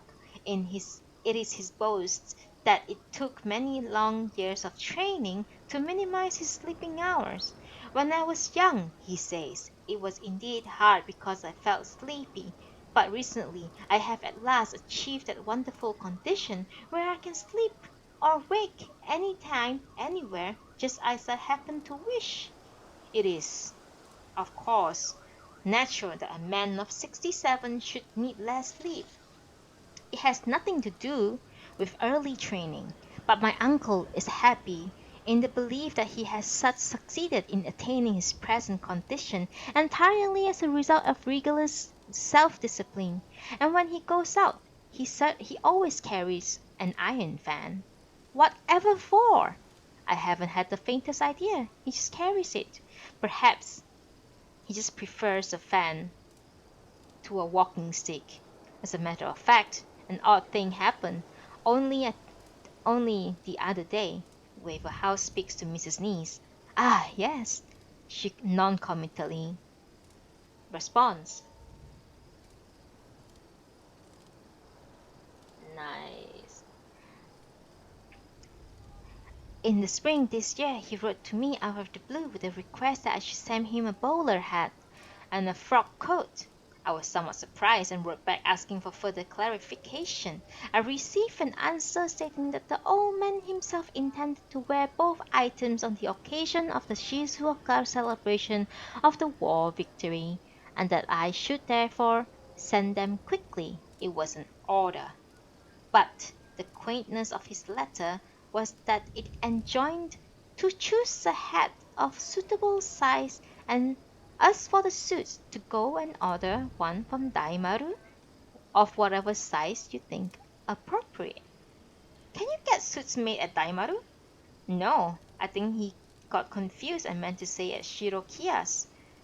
Isn't it a little unhelpful to say of whatever size you think appropriate? That's just my uncle all over. What did you do? What could I do? I ordered a suit that I thought appropriate and sent it to him." "How irresponsible! How did it fit?" "More or less, I think, for I later noticed that in my hometown newspaper that the venerable Mr. Makiyama had created something of a sensation by appearing at the state celebration in a frock carrying, as is usual, his famous iron fan. It seems difficult to part him from that object.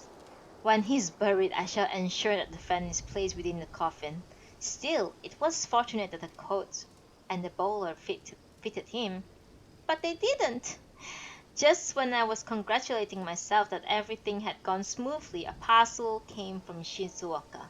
I opened it, expecting some token of his gratitude, but it proved only to contain bowler. Accompanying An accompanying letter stated, "Though you have taken the trouble of making this purchase for me, I find the hat too large. Please be so kind as to take it back to the hatter's and have it shrunk. I will, of course, defray your consequent expenses by postal order." Oh no!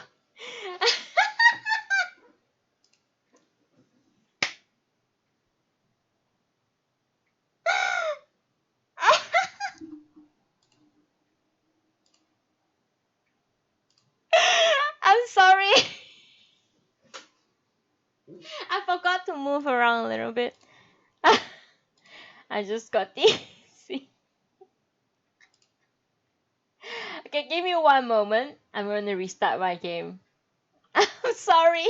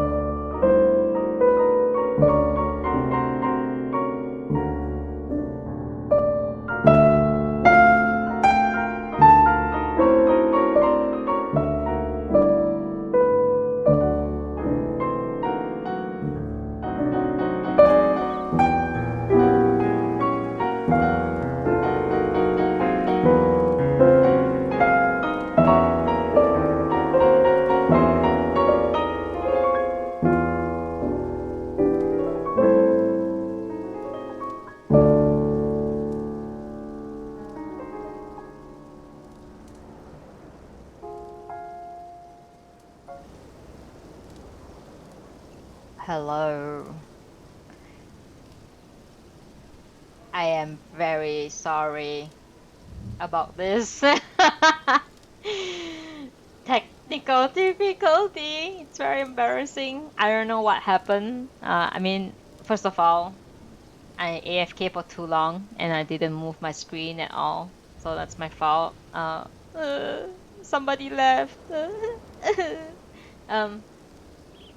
Anyway, yes. I'm back, and we are going to continue our reading. Okay. We are still in chapter 3, by the way. We're gonna finish chapter 3 today. And a quick sip of water.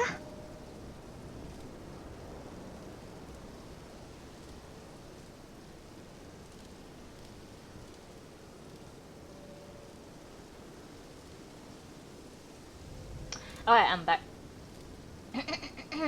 Okay, my apologies, everyone. Oh, I see someone. Hey, Lex. Nice to meet you.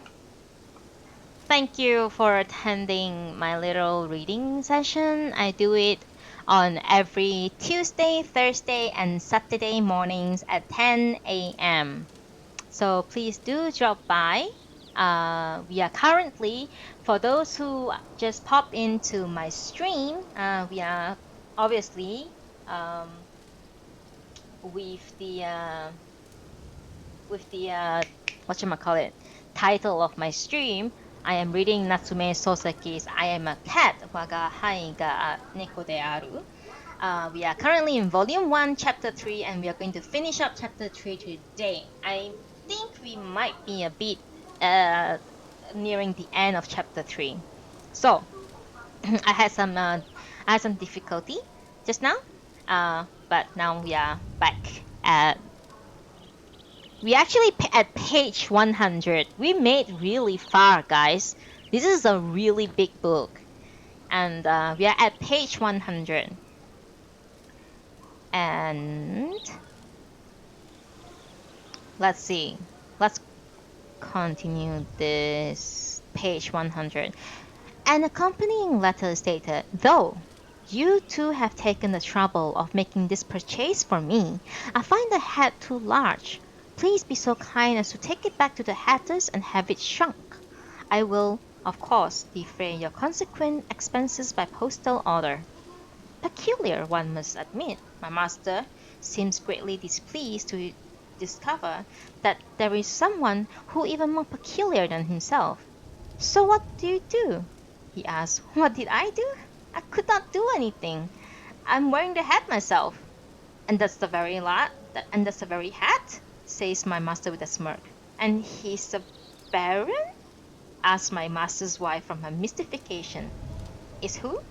Your uncle with the iron fan? Oh, no. He's a scholar of Chinese classics.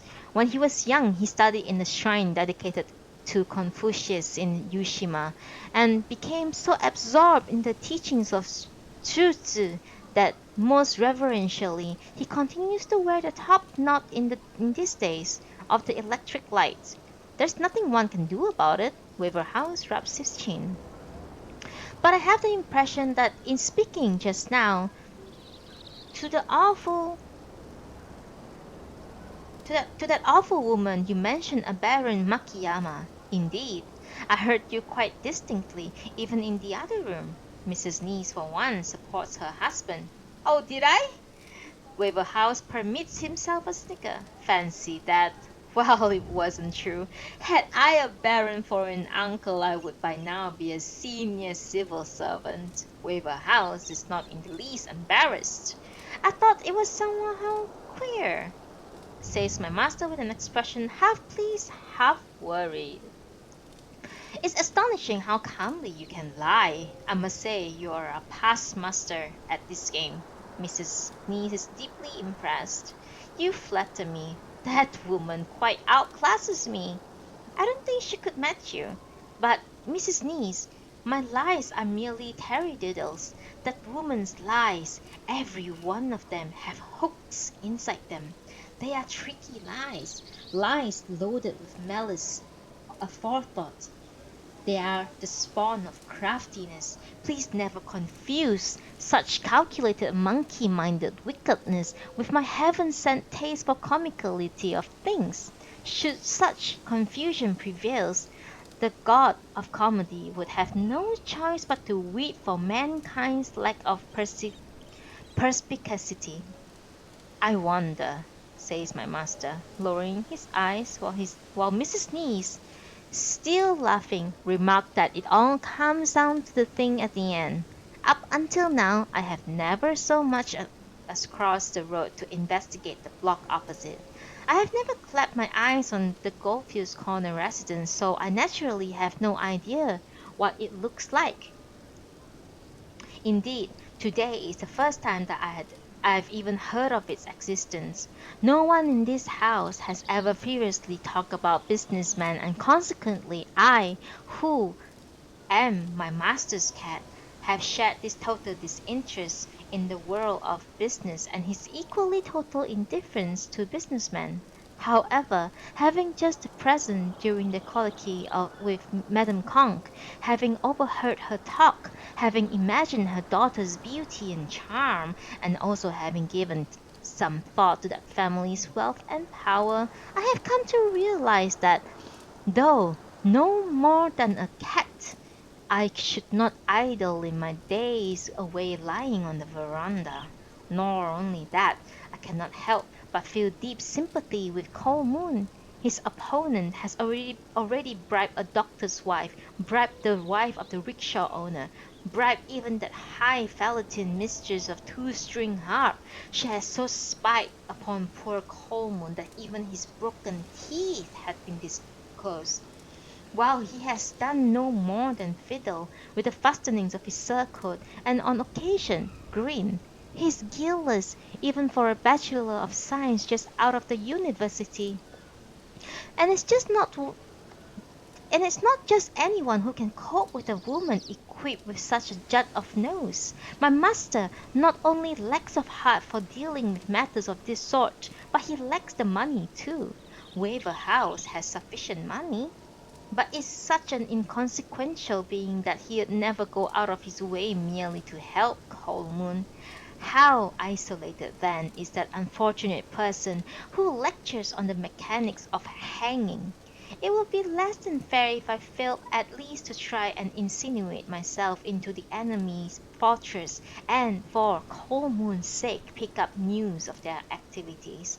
Though but a cat, I am not quite as other cats. I differs from the general run of idiot cats and stupid cats. I am a cat that lodges in the house of a scholar who, having read it, can bang down any book of Epictetus on his desk. Concentrated in the tip of my tail, there is sufficient of the spirit of chivalry for me to take it upon myself to venture upon knight errantry. It is not I am in any way beholden to poor Colman, nor am I engaging in foolhardy action for the sake of any single individual. If I may be allowed to blow my own trumpet, I am proposing to take magnificent and self-interest action simply in order to realize the will of heaven that smiles upon impartiality and blesses the happy medium, since Madame Conk makes impermissible use of such things that as the happenings at the Azuma Bridge, since he hires underlings to spy and eavesdrop upon us, since she triumphantly retails to all sundry the products of her espionage, since the employment of rickshaw folk, mere grooms, plain rogues, student riffraffs, crone daily helps, midwives, witches, masseurs, and other troublemakers she seeks to trouble a man of talent. For all these reasons, even a cat must do what can be done to prevent her getting away with it. The weather, unfortunately, the weather, fortunately, is fine. The thaw is something of nuisance, but one must be prepared to sacrifice one's life in the cause of justice. If my feet get muddy and stamp plum blossom patterns on the veranda, Sang may knock, but that won't worry me, for I have come to the superlative courageous, firm decision that I will not put off until tomorrow what needs to be done today. Accordingly, I whisked off around to the kitchen, but having arrived there, paused for further thought. Softly, softly, I say to myself, it's not simply that I've attained the highest degree of evolution that can occur in cats, but I make bold to believe my brain is as well developed as that of any boy in the third year at the middle school. Nevertheless, alas, the construction of my throat is still only that of a cat, and I cannot therefore speak the babbles of mankind. Thus, even if I succeed in sneaking into Goldfield's citadel, and there discovering matters of moment, I shall remain unable to communicate my discoveries to that cold moon who so needs them. Neither shall I be able to communicate my gleanings to my master or to Waver House. Such incommunicable knowledge would, like the buried diamond, be denied its brilliance, and my hard-won wisdom would be all won for nothing, which would be stupid. Perhaps I should scrap my plan. So, thinking, I hesitated on the very doorstep. But to abandon a project halfway through breeds of a kind of regret, that sense of unfulfillment which one feels when slower one had so confidently expected to drift away under the inky cloud into something other part of the countryside. Of course, to persist when one is in the wrong is an altogether different matter, but to press on for the sake of so-called justice and humanity, even at the risk of death, uncrowned by success, that for a man who knows his duty can be a source of the deepest satisfaction. Accordingly, to engage in fruitless effort and to muddy one's paws on fool's errands would seem about right for a cat. Since it is my misfortune to have been born a cat, I cannot by turns of the tip of my tail convey, as I can to cats, my thinking to such scholars as Coleman, Sneeze, and Waverhouse. However, by virtue of felinity, I can, better than all such bookmen, make myself invisible, to do what no one else can do, of itself delightful.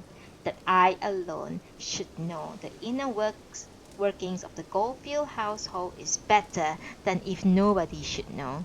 Though I cannot pass my knowledge on, it is still cause for delight that I may make the Goldfields conscious that someone knows their secrets. In the light of this succession of delights, I boldly make to believe my brain is so delightful as well. All right then, I will go. Coming to the side street of the opposite block, there, Sure enough, I find a Western style home dominating the crossroad as if it owned the whole area. Thinking that the master is such a house must be no less stuck up than his building, I slide past the gate and examine the edifice. Its construction has no merit. Its 2 stories rear up into the air for no purpose whatsoever but to impress, even to coerce, the passerby. This, I suppose, is what Waver House means by he called things common or garden. I slink through some bushes, take note of the main entrance to my right, and find my way round to the kitchen. As might be expected, the kitchen is large, at least 10 times as large as that in my master's dwelling. Everything is in such apple pie order, all so clean and shining, that it cannot be less splendid than the fabulous kitchen of Count Okuma so fulsomely described in recent product of the national press. I tell myself, as I slip inside on silent muddy paws, that this must be a model kitchen. On plastered part of its floor, the model of the wife of the rickshaw owner is standing in earnest discussion with the kitchen maid and the rickshaw runner. Realizing the dangers of the situation, I hide behind a water tub. That teacher, doesn't he really even know our master's name? The kitchen maid demands. Of course he knows. Anyone in this district who doesn't know the Goldfields residents must be a deaf cripple without eyes, snaps the man who pulls the Goldfields private rickshaw. Well, you never know. That teacher's one of those cranks who know nothing at all except what it says in books. If he knew even the least little thing about Mr. Goldfield, he might be scared out of his wits. But he hasn't the wits to be scared out of. Why? Snorts Blackie, bloody-minded mistress. He doesn't even know the ages of his own mismanaged children. So he's not afraid of our Mr. Goldfield. What a cast cloth he is. There's no call to show him the least consideration. Let's go around and give him something to be scared of. Good idea, he said. He says such dreadful things. He was telling his crackpot cronies that since Madame's nose is far too big for her face, he finds her unattractive. No doubt he thinks himself a proper picture, but his smug spitting image of a terracotta badger. What can be done, I ask you, with such an animal? And it isn't only his face. The way he saunters down to the public bathhouse carrying his hand towel is far too high and mighty. He thinks he's the cat's whiskers. My master's niece seems notably unpopular, even with the kitchen maids. Let's all go and call him names as loud as we can from just outside his hedge. That will bring him down a peg. No, we mustn't let ourselves be seen. We must spoil his study just with shouting, getting him riled as much as we can. Those are Madame's latest orders. I know all that, says the rickshaw's wife, in a voice that makes it clear that she only too ready to undertake 1/3 of the scurrilous assignment. Thinking to myself, so that's the gang you're going to ridicule my master. I drifted quietly past the noisome trio and penetrated further into the enemy fortress. Cat's paws are as if they do not exist. Wherever so they may go, they never make clumsy noises. They walk as if on air, as if they trod the clouds, as quietly as a stone going light tapped under water, as an ancient Chinese harp touched in a sunken cave. The walking of a cat is the instinctive realization of all that is most delicate. For such as I am concerned, this vulgar Western house simply is not there. Nor do I take the cognizance of the rickshaw woman, manservant, kitchen maids, the daughter of the house, Madame Conk, her parlour maids, or even her ghastly husband. For me, they do not exist. I go where I like and I listen to whatever talk it interests me to hear. Thereafter, sticking out my tongue and frisking my tail, I walk home self-composed with my whiskers proudly stiff. In this particular field of endeavor, there's not a cat in all Japan so gifted as I am. Indeed, I sometimes think I really must be blood kin to that monster cat one sees in ancient picture books. They say that every toad carries in its forehead a gem that is in the darkness others like, but packed within my tail I carry not only the power of God, Buddha, Confucius, love, and even death, but also an infallible panacea for all ills that could bewitch the entire human race. I can easily move unnoticed through the corridors of Goldfield's awful mansion, and as a giant god of stone could squash a milk blanc marsh. At this point, I become so impressed by my own powers and so conscious of the reverence I so consequently owe to my own most precious tail that I feel unable to withhold my immediate recognition of its divinity. I desire to pray for success in war by worshipping my honored great tail, gracious so deity, sorry, deity, so I lower my head a little, only to find I am not facing the right direction. When I make the three appropriate obeisances, I should, of course, as far as it is possible, be facing towards my tail, but as I turn my body to fulfill the requirement, my tail moves away from me. In an effort to catch up with myself, I twist my neck. But still my tail eludes me. Being a thing so sacred, containing it thus the entire universe in its 3-inch length, my tail is inevitably beyond my power to control. I spun round and round in pursuit of its 7.5 times, but feeling quite exhausted, I finally give up. I feel a trifle giddy. For a moment I lost all sense of where I am and deciding that my whereabouts are totally unimportant. I started to walk around at random. Then I hear the voice of Madame Conk. It comes from the far side of paper window. My ears prick up in sharp diagonals, and once more, fully alert, I hold my breath. This is the place where I set out to find. He is too far cocky for a penny-pinching usher, she's screaming in a parrot's voice. Sure, he's a cocky fellow. I've have a bit of the bounce taken out of him just to teach him a lesson. There are one or two fellows I know, fellows from my own province, teaching at his school. What fellows are those? Well, there's Tsuki Pinsuke and Fukuchi Kishago for a start. I shall arrange for them to be ragged in class.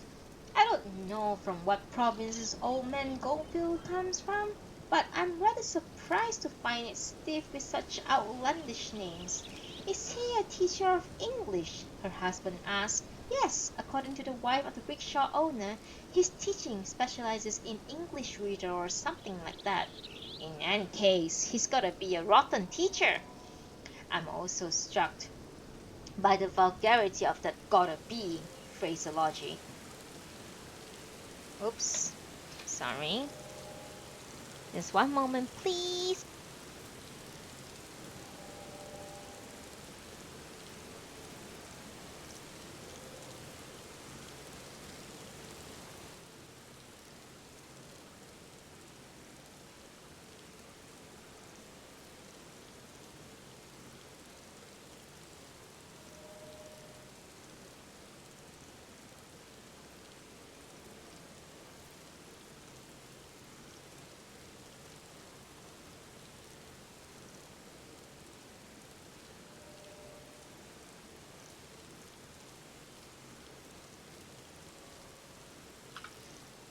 Okay, I'm back.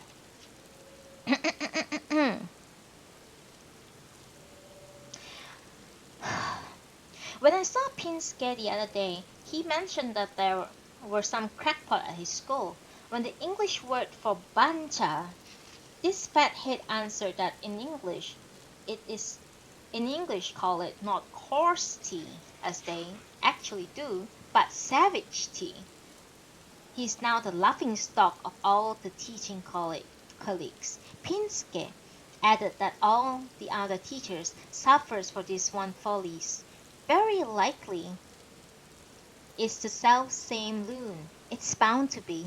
He's got the face you would expect on a fool who thinks that the tea can be savage, and to think he has nerve to sport such a dashing moustache. Saucy bastard! If whiskers establish sauciness, every cat is impudent. As for the man, Waverhouse, staggering drunk, I would call him. He's an obstreperous freak if I ever saw one.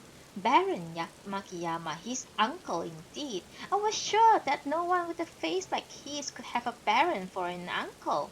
You two are at fault for believing anything which a man of such dubious origins might say. Maybe I was at fault, but there is a limit, and he's gone much too far. Madame Kong sounds singularly vexed. The odd thing is that neither mentions Coleman. I wonder if they concluded their discussion about him before I sneaked up on them, or whether perhaps they had earlier decided to block his marriage suit and had therefore already forgotten all about him. I remain disturbed about this question, but there's nothing I can do about it. For a little while I lay crouched down in silence. Then I heard a bell ring at the far end of the corridor. What's up down there? Determined this time not to be late on scene, I set out smartly in the direction of the sound. I arrived to find a female yattering away by herself in a loud, unpleasant voice. Since her tones resembles of Madame Kong, I deduced that this must be the darling daughter, that delicious charmer for whose sake Whole Moon has already risked death by drowning.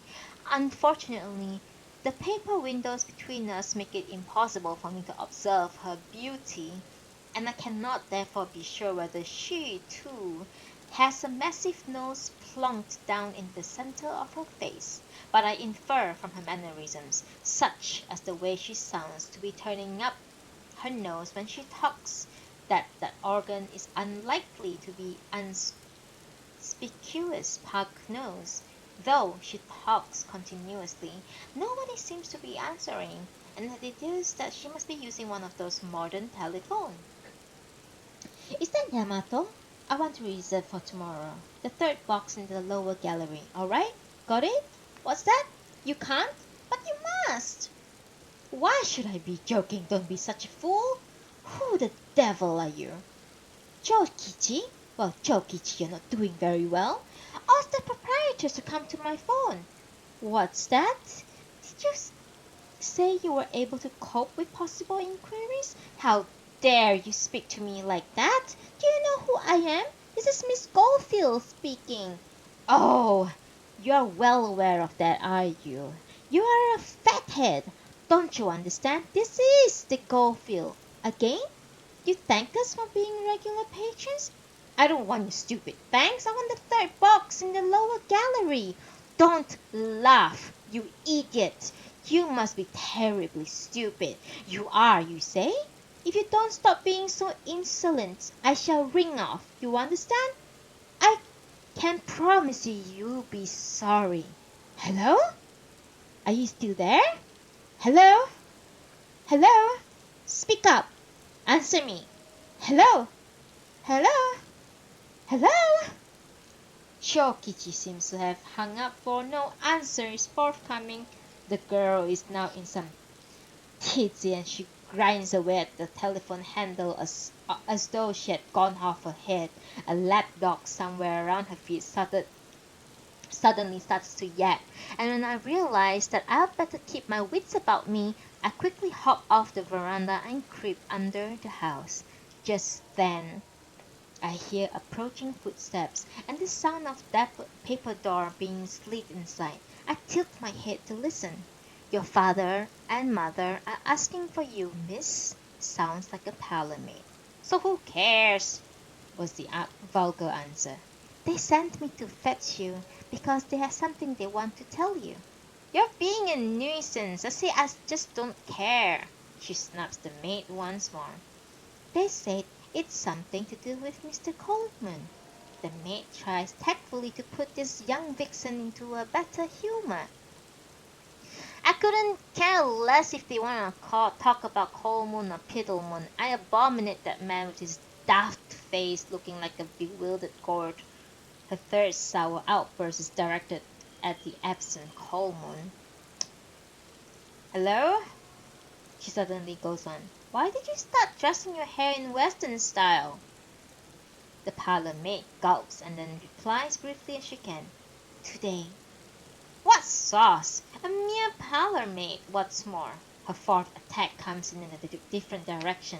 And isn't that a brand of new collar you've got on? Yes, it's the one you gave me recently.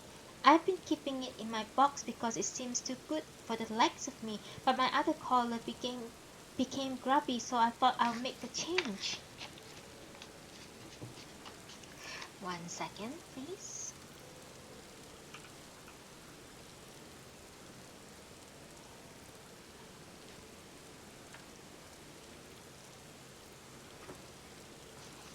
Alright. When did I give it to you? It was January you bought it. It's as Cherokee as. It's got the ranks of sumo wrestlers set out as decoration on the greeny brown material. You said it was too somber for your style, so you gave it to me. Did I? Well, it certainly looks good on you. How very provoking. I'm much obliged. I didn't intend a compliment. I very much put out. Yes, miss. Why did you accept something which so very much becomes you without letting me know that it would?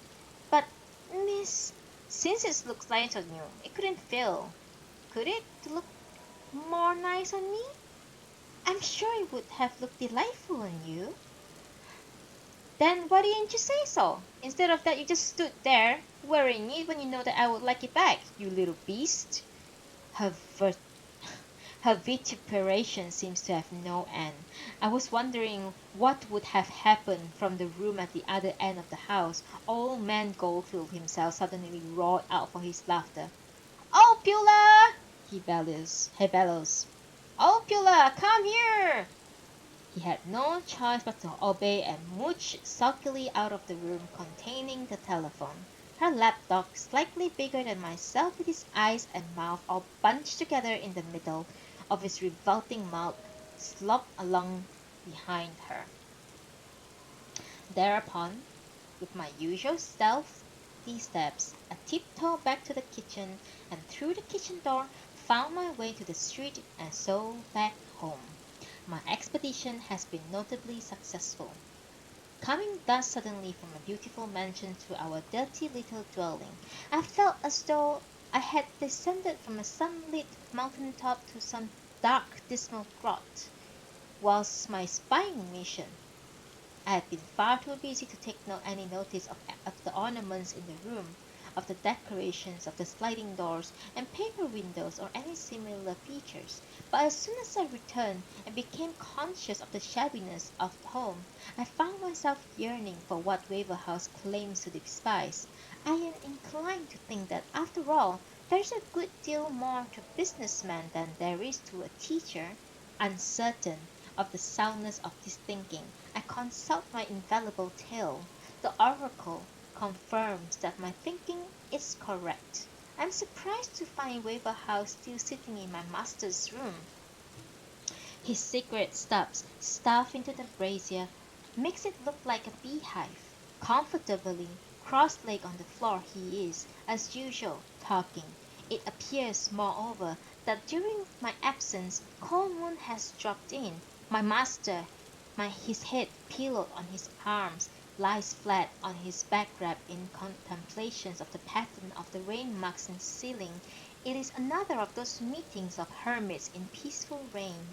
Coleman, my dear fellow, I seem to remember that you insisted upon maintaining the darkest of secrets of the name of the young lady who called upon your name from the depth of her delirium. But surely the time has now come when you could reveal her identity. Waverhouse began to niggle Coleman. Were it solely my concern, I wouldn't mind telling you, but since any such disclosure might compromise any other party, so you still won't tell. Besides, I promised the doctor's wife. Promise never to tell anyone? Yes, says Coleman, back to his usual fiddling with the string of his surcoat. The strings are bright purple, objects of a color one could never nowadays find in any shop. The color of the strings are in early 19th century, remarks my supine master. He is genuinely quite indifferent to anything that concerns the Goldfields. Quite. It couldn't possibly belong to this time of Russo-Japanese war. The kind of string would be appropriate only to the garments worn by the rank and files of soldiers under the shogunate. It is said that on the occasion of his marriage, nearly 400 years ago, Oda Nobunaga dressed his hair back in the fashion of a tea whisk, and I have no doubt his projecting top knot was bound with precisely such a string. Waverhouse goes, as usual, all around the house to make his little point. As a matter of fact, my grandfather wore these strings at the time, not 40 years back, when the Tokunaga were putting down at the last rebellion before the restoration of the emperor. Komun takes it all dead seriously. Isn't it then about time you presented those strings to a museum?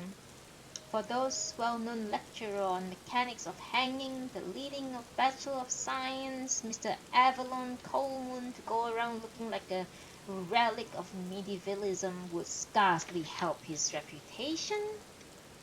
I, myself, would be only too ready to follow your advice. However, there's a certain person who says that these strings do specially become me.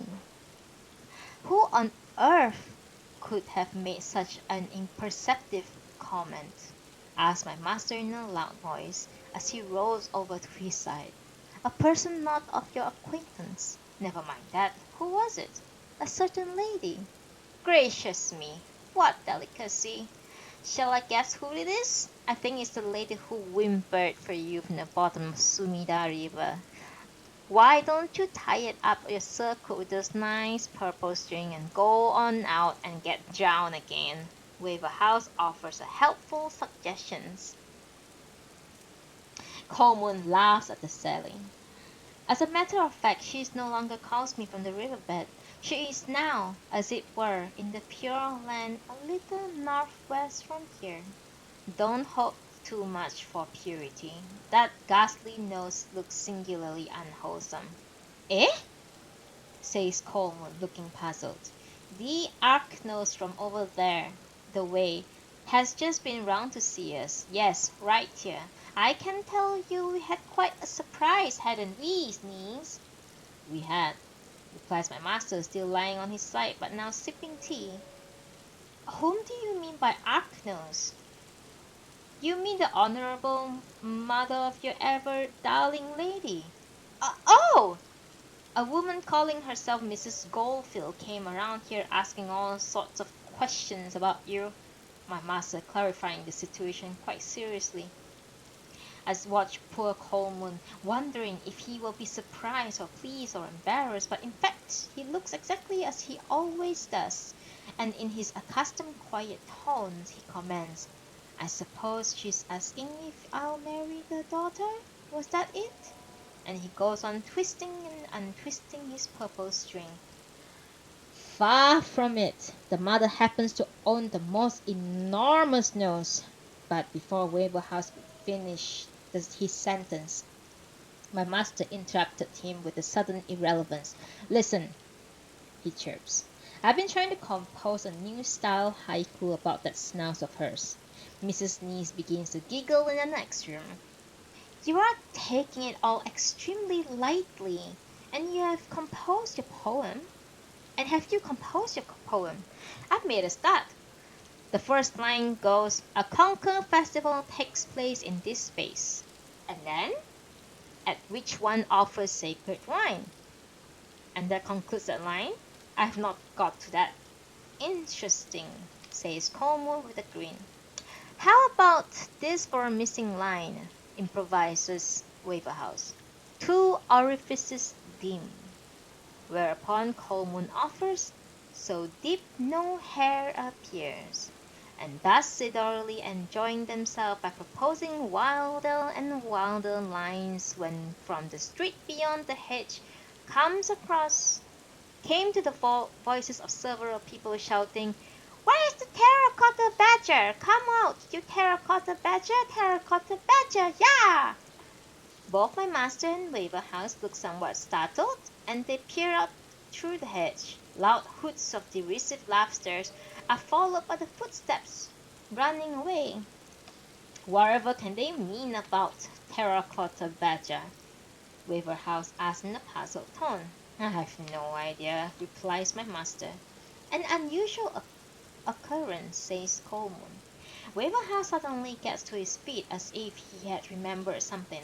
For some several lustre, he declaims in a parody of the style of public lecture, "I have devoted myself to the study of aesthetic nasal frontology, and I would accordingly now like to trespass on your time and patience in order to present certain interim conclusions at which I have arrived."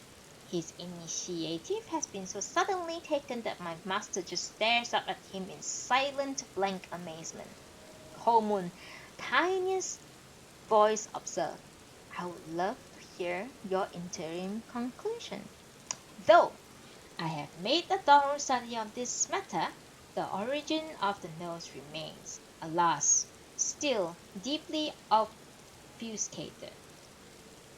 The first question that arises reflects the assumption that the nose is intended for use, the functional approach. If that premise is valid, would not two mere vent holes meet the case?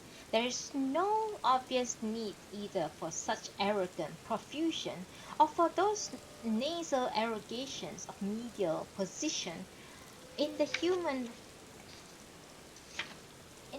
physiognomy. Why then should we need the nasal organ?" And he paused to pinch his own, thrusts itself forward. "Yours doesn't stick out much," cuts my master rather rudely. "At any rate it has no indentations, no incurvations, still less could it be described as countersunk or infundibular.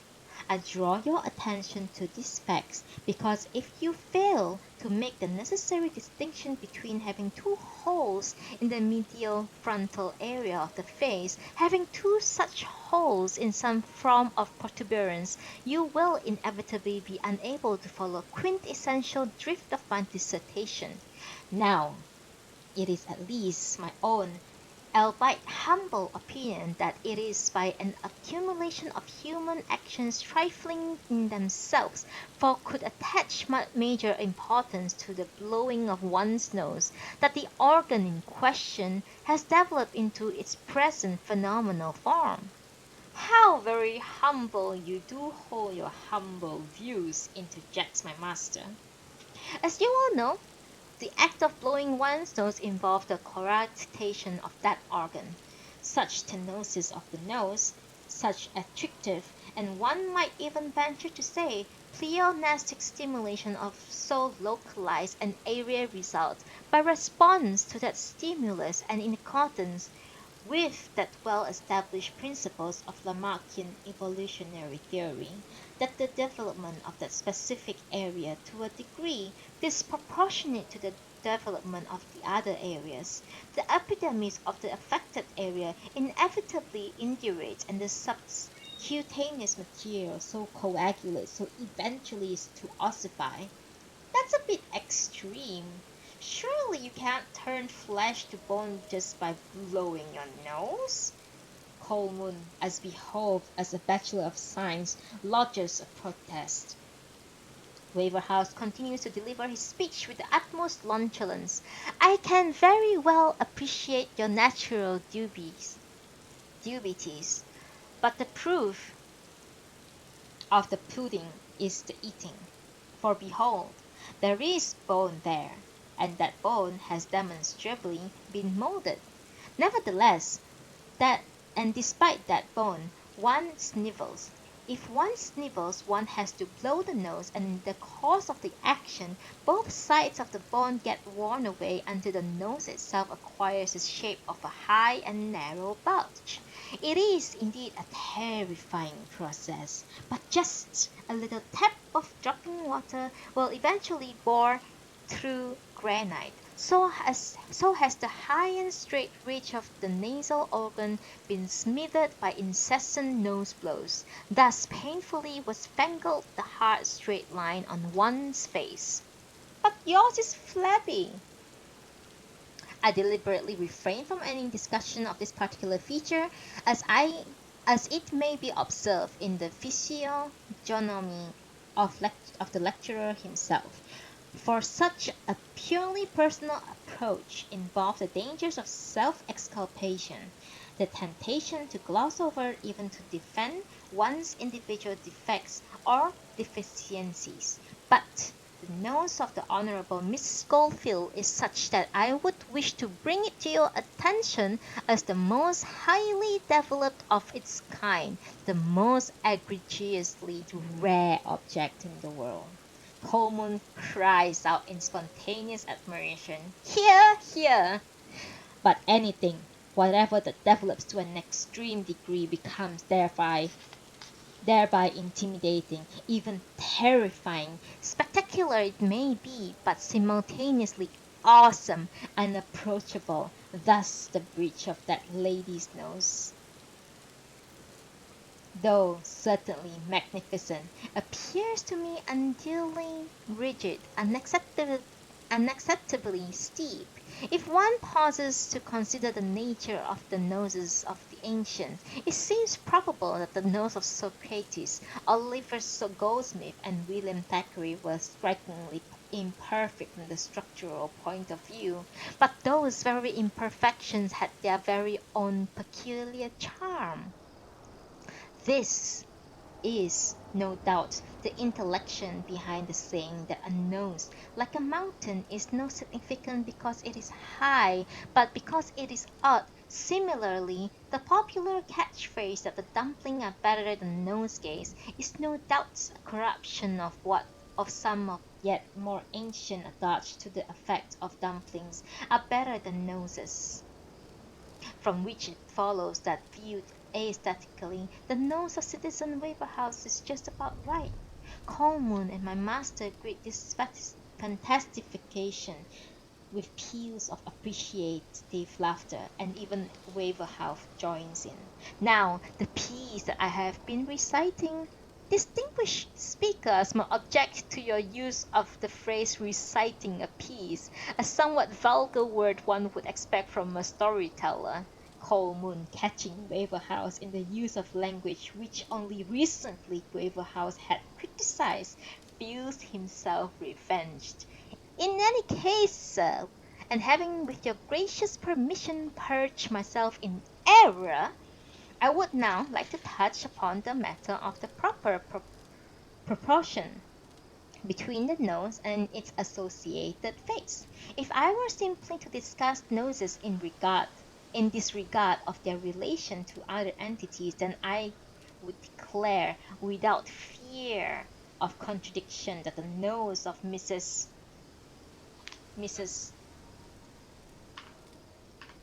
Goldfield. Wait, hang on, 1 second. Is that someone new? Is Vay Serafal? Hi, Vay Serafal. Nice to meet you, Vay. Nice to meet you. Nice to meet you, Rico. I'm not sure if I've seen you. Nice to meet you, Freya. Thank you very much for attending all this. I really, really appreciate it. Okay, now I continue. Sorry.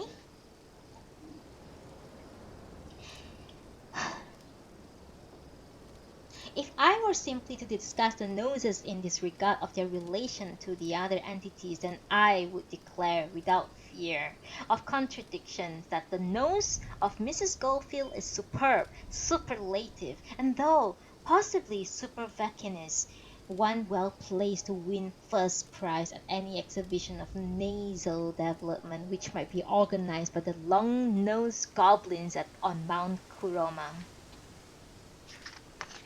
But alas, and even alack, that nose appears to have been formed, fashioned, dare I say, fabricated without any regard for the configuration of such other major items as the eyes and the mouth. Julius Caesar was undoubtedly dowered with a very fine nose, but what do you think would be the result if one scissored off that Julian beak and fixed it on the face of this cat here? Cats' foreheads are proverbially diminutive. To raise the tower of Caesar's bone proboscis on such a tiny site would be like a plunk down on a chessboard with a giant image of Buddha now to be seen at Nara. The juxtaposition of the disproportionate element destroyed aesthetic value. Mrs. Goldfield's nose, like that of Caesar's, is as a thing in itself a most dignified and majestic protuberance. But how does it appear in relation to its surrounding? Of course, those circumjacent areas are not quite so barren of aesthetic merit as the face of this cat. Nevertheless, it is as a bloated face, the face of an epileptic skivvy whose eyebrows meet in a sharp pitched gable above thin tilted eyes. Gentlemen, I ask you, what sort of nose could ever survive such a lamentable face? As Waverhouse paused, a voice could be heard from the back of the house. He's still going on about noses. What a spiteful boy he is. That's the wife of the rickshaw owner, my master explains to Waverhouse. Waverhouse resumes. It is a great, if unexpected, honor for this present lecturer to discover at, as if were, the back of the hall an interested listener of a gentle sex. I am especially gratified at that a gleam of the charm should be added to my arid lecture by the bell sweet voice of this new participant. It is indeed a happiness unlooked for, a serendipity.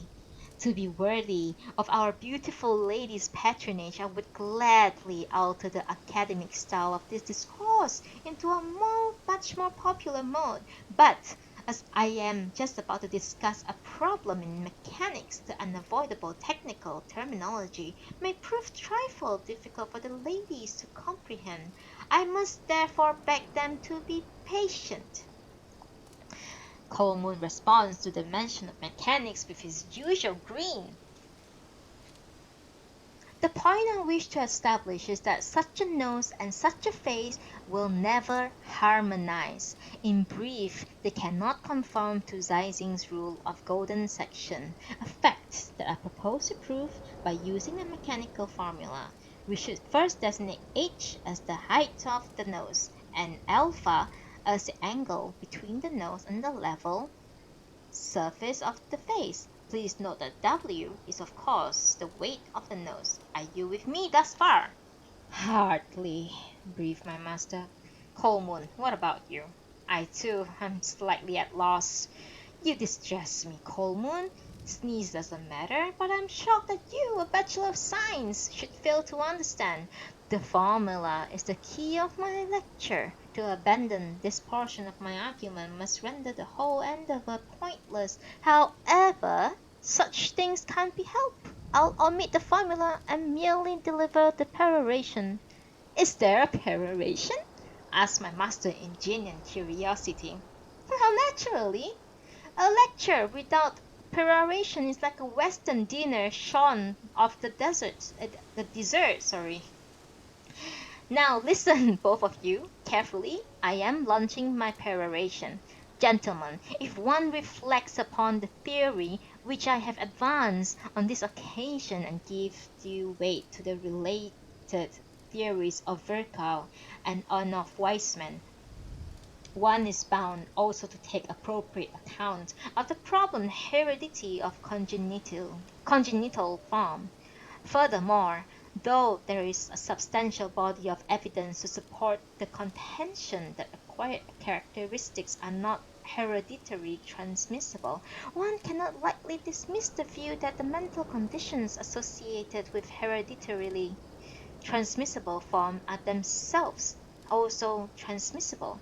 It is consequently reasonable to assume that a child born to the possessor of such enormity will have an abnormal nose, because Coleman is still young. He has not noticed any other abnormality in the structure of Miss Goldfield's nasal organ, but the gene lurks. The products of hereditary takes long to incubate. One never knows. Perhaps it would need no more than sharp change of climate for the daughter snout to suddenly germinate and in mere instant to turn into a replica of that of her most honorable mother. In sum, I believe that in the light of my theoretical demonstration, it would seem prudent to forswear any idea of this marriage.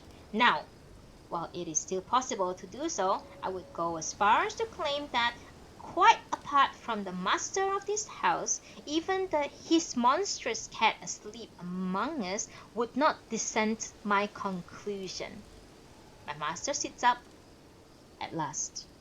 Of course, he says, no one in his senses would marry a daughter of that creature. Really, my dear Coleman, he insists in real earnest, you simply must not marry her. I seek in my own humble way to second all these sentiments by mewing twice. Coleman, however, does not seem to be particularly alarmed. If you two sages share the same opinion, I would be prepared to give her up. But it would be cruel if the consequent distress brought the person in question into poor health. That, burbled Waverhouse happily, might be regarded as a sort of sex crime. Only my master continues to take the matter seriously.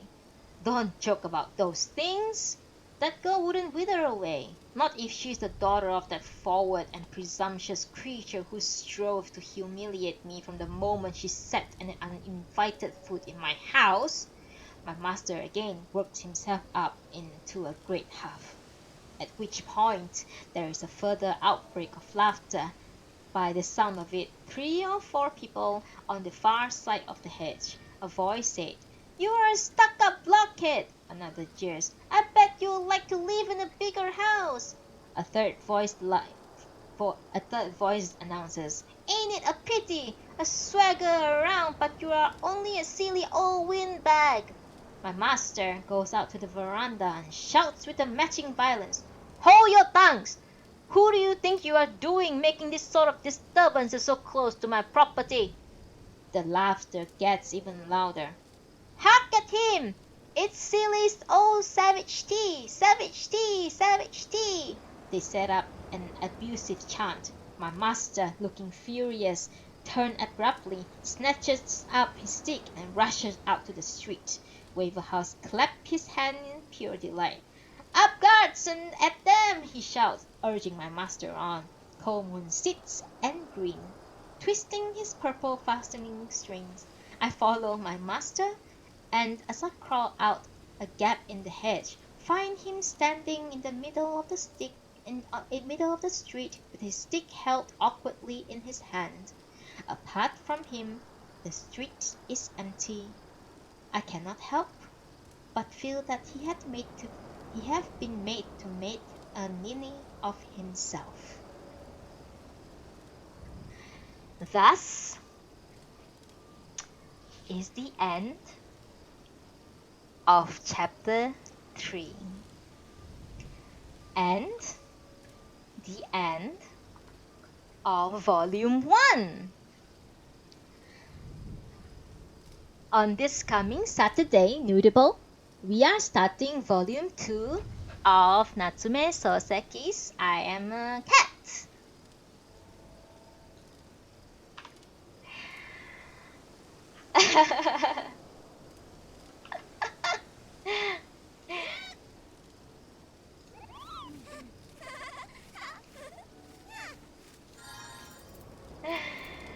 There you go. There you go, everyone. Thank you so much for attending this. Natalie, I'm so sorry you come in when I ended the story. But I still appreciate your attendance. I really, really do still appreciate your attendance. Everyone, thank you very, very, very, very, very, very, very much for coming to my stream, coming to my venue. And yes, we have indeed finished volume 1 of I Am a Cat by Natsume Sōseki. And on this coming Saturday morning at 10 a.m. as usual, we are going to start volume 2 of Natsume Sōseki's I Am a Cat. So I hope to see you all soon. And thank you so much for being here in game with me, and also being on my Twitch, listening to me read. I am not a very proficient reader. Sometimes I need to take a pause and remember how to pronounce certain words. But if you have any criticism or advice for me regarding my reading, please, please, please do not hesitate to leave a comment in my chat, in my stream chat, or send me a letter, or anything, or just talk to me when you see me in game. Okay? Thank you so much today once again. I hope that yes, I will remember to move my character.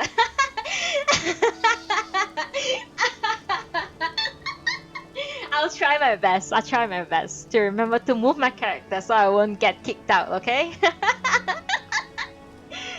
Alright. Thank you so much once again. I hope to see you all again on this coming Saturday, and hopefully I see more and more of you. Thank you so much.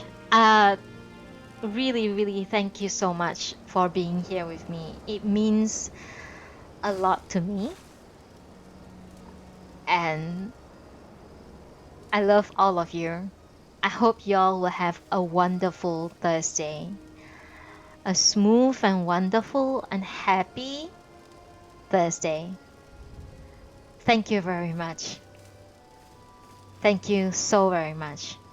I will end the stream right now. I might stream a little bit later tonight. I'm not 100% sure, but I'll see how it goes, okay? Thank you. Thank you, thank you, thank you, thank you, thank you, thank you. Oh no, shit. Sorry. Sorry. Wrong button, wrong button, wrong button. Wrong button, wrong button, wrong button, wrong button, wrong button, wrong button. Okay. Okay, the end, do what you need to do. I'm going to bid goodbye to my stream just real quick. Alright.